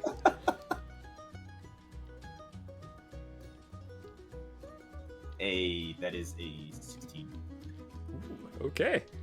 Let's see if he can... No, he will not. Give me a d6 plus strength. That is a 7. Oh my god. He lets out a loud shriek and yell. It's almost ear-piercing right inside your ears. Oddly enough, he seems to have some kind of feathery accents and actual external ears as compared to you, who has more lizard-like, kind of those soft patches on the side of your head and horns. He doesn't really seem to have horns. He's got more feathery accents to him. But the parts of him that are jagged and aggressive are twice as jagged compared to you. But that bite works really well. He lets out a wide-mouthed open yell and is going to just thrash his head to the side and try to headbutt you with the side of that skull-plated face. Let's see if it hits your AC. I'm assuming a 15 doesn't hit. No. Yeah, he's going to try to headbutt you, and it's just going to have no good effect as it's going to go over your shoulder and behind your head. You just feel the bump against you. What would you like to do? Torrin still thinks he's strong. He's gonna try to, like, grab his hips, pick him up, and just slam him down onto the ground. Just with him, lift up and mean hard. Just kind of that, forward. Like, grab and fall forward. Grab and, like, jump forward. Athletic. Actually, acrobatics. That's the... Okay, I have a plus 10 to that, you know. Oh. Yeah, it makes more sense. Hey, 15. Alright, let's see if he can resist it. Shank, my boy. Also, black and red die, you're letting me down. Yeah, Tord wraps his arms around the midsection of this guy, kind of grabs him by the hips, raises up, and despite his tail trying to erect outwards to kind of catch it, it doesn't help as you drop him, landing on top of his tail, crimping it, kind of impacting yourself. Your face goes into the mud over his shoulder, admittedly, while you're biting onto it, but you hear a bit of a dull thud, and a very heavy breath just exhales as his body goes limp underneath you, and he is just kind of heavily breathing and just kind of knocked out underneath you. What you just? Torrin's gonna like raise it up. Like, Finish You him. done? Wait, you done? No, you're not done. You're not done. He is gasping, and you have done his HP for this pit fight. I was gonna headbutt you. You're not done. Get up. Torrin's gonna like step aside, like grab his arm, like, come on, get up. You kind of drag him a little bit, his head's swaying a little, and he kind of looks around, and he's just kind of locking eyes with you for a second, blinking a couple times. And he'll try to grab your hand and start to pull himself up, but lands back on his back with a bit of a muddy flop. He is knocked out and incapacitated. Shit. There is a stark silence from everyone. And then, leading the eventual turnaround and cheering is the couple prostitutes, and then some of the others, and then a couple more people angrily yelling, some cheering. But roll me perception, Torn. He just made 3 very trashy women very rich.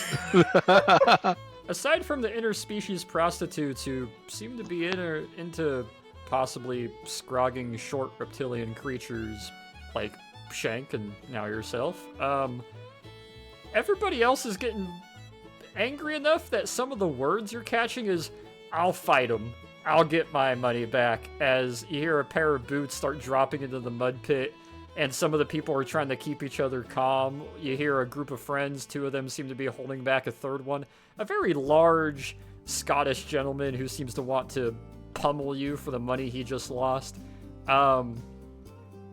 You kind of get the idea, grab the money you need and leave, or the prostitutes might be fucking you while you're in a full body cast. Yeah, I see this as an absolute win. yeah, Torrin's gonna back up. He's like, What is wrong with me winning? I don't. The bartender reaches down a hand for you to take. Come on, lad. I'm going up. This mud is disgusting with you. Give me my guns. Give me my Grabs guns. you, pulls you out of it, brings you over to the bench, and kind of hands you a big lump of all your weapons and stuff. And in very wadded and kind of dirty large bills and cash of English money, you see about roll me a D50. Oh, that's not on the quick roll.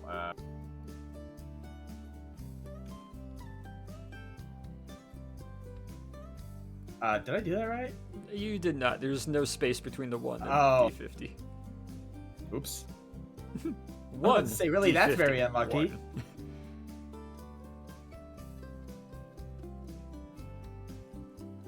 19. 30, 40. You add $57 to your money that you find tucked between your vest and your shirt in the bundle that is handed to you rather quickly by the bartender, who pats you a couple times and is kind of gesturing and moving you towards the fence exit as some of the guys are getting rowdy and angry. He's being very nice, and he kind of gets you over to the gate. He's like, good job, mate, good job. Maybe next time don't beat up the champion of the night, but good job. You're the one who sent me in there against him. I thought you were gonna lose admittedly, but don't hold that against me. You're welcome back anytime. They're gonna love you after they calm down and they're no longer drunk. I would avoid the Show Sisters. They're not the cleanest, but they are rather cheap. Anyway, be on your way and good luck. And he'll pat you as you kind of get pushed out the hole in the fence and it closes behind you. What the fuck was that? I'm sorry for that tangent. Don't feel bad. That was great. To those, Torrin is going to come wandering back onto campus holding a bundle of guns, clothes, and money, completely covered in mud. His pants fucking ruined. Just... As you guys are all walking down the hall to get to your rooms and head to bed for the night, you see Torrin coming down the hall the opposite direction, meeting you at about even level with your rooms. Yeah. How late is this? It's like 9:55, maybe 10 o'clock. Let me roll for a chance here. Uh-oh.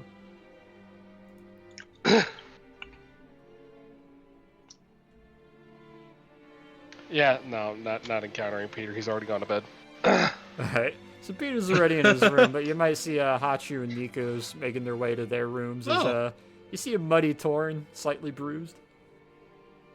Where have you been? And are you all right? Yeah, I'm fine. Had some fun.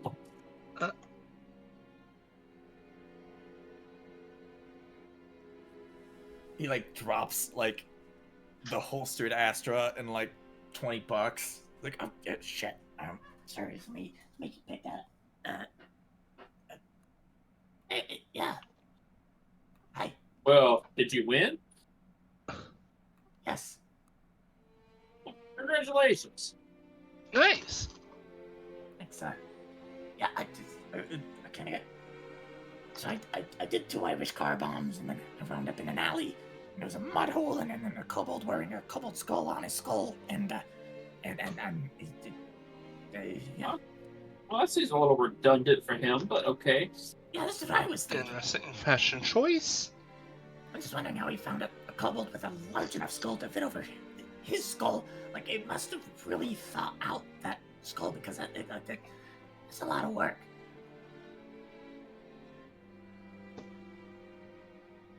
I suppose it's probably for an intimidation factor. I mean, it was just kind of tacky to me, but I am a kobold, so maybe it works better on other creatures. I would think it's for intimidating other kobolds. I mean, it's a kobold skull, right? Yeah, I mean, it was kind of cool. Now that I think about it, it was kind of cool.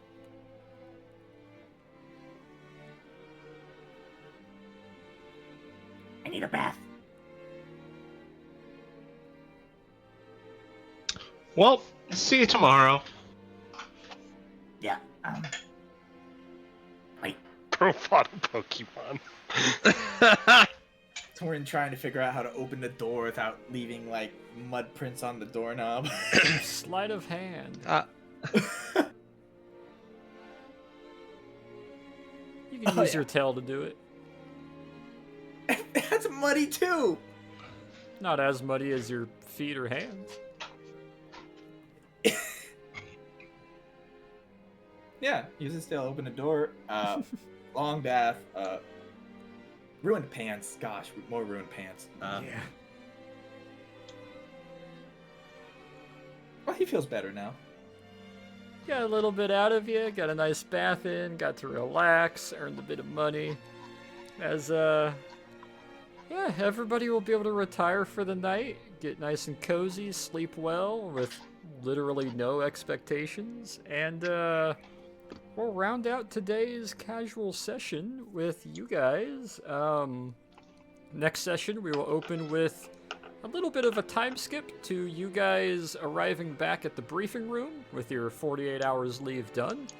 And the first thing of topic will be you guys getting a update on world events and current missions, doing a full debrief of Vienna and what has been learned, and then having a little bit of a round circle, school circle on anything the party may need to deliberate or share information on before deciding what your next mission is going to be.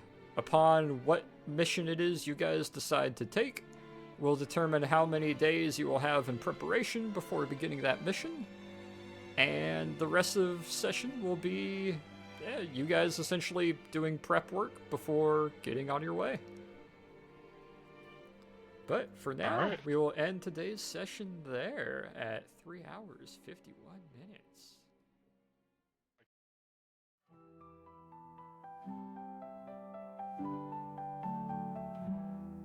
The airplane put down at the airstrip on a cold and gloomy day, and the 6 aboard all knew their homes were very far away. The strife that gripped the forest All around them was their plight. They knew that something out there wasn't right. There were creatures in the bush, and there were soldiers in the woods. There were zealots in the ruins. There was magic that's no good. Grenades were used aplenty, guns and swords brought in, and death. When it finished, only 5 or 6 were left. On the flight back to their quarters, the new place to be their home, the dangers of their future had been surely set in stone. The content of their briefing brought their purpose into light. These 5 strangers had been brought into the fight. There are stories of the kobold, of Wilhelm Schwartz and Father Peter too. There are tales of the hoplite, of Leroy Copeland and Hatshu. And while the details of their past and trials were never meant to spawn, the deeds of wondrous company will live on. Yes, the deeds of wondrous company will live on.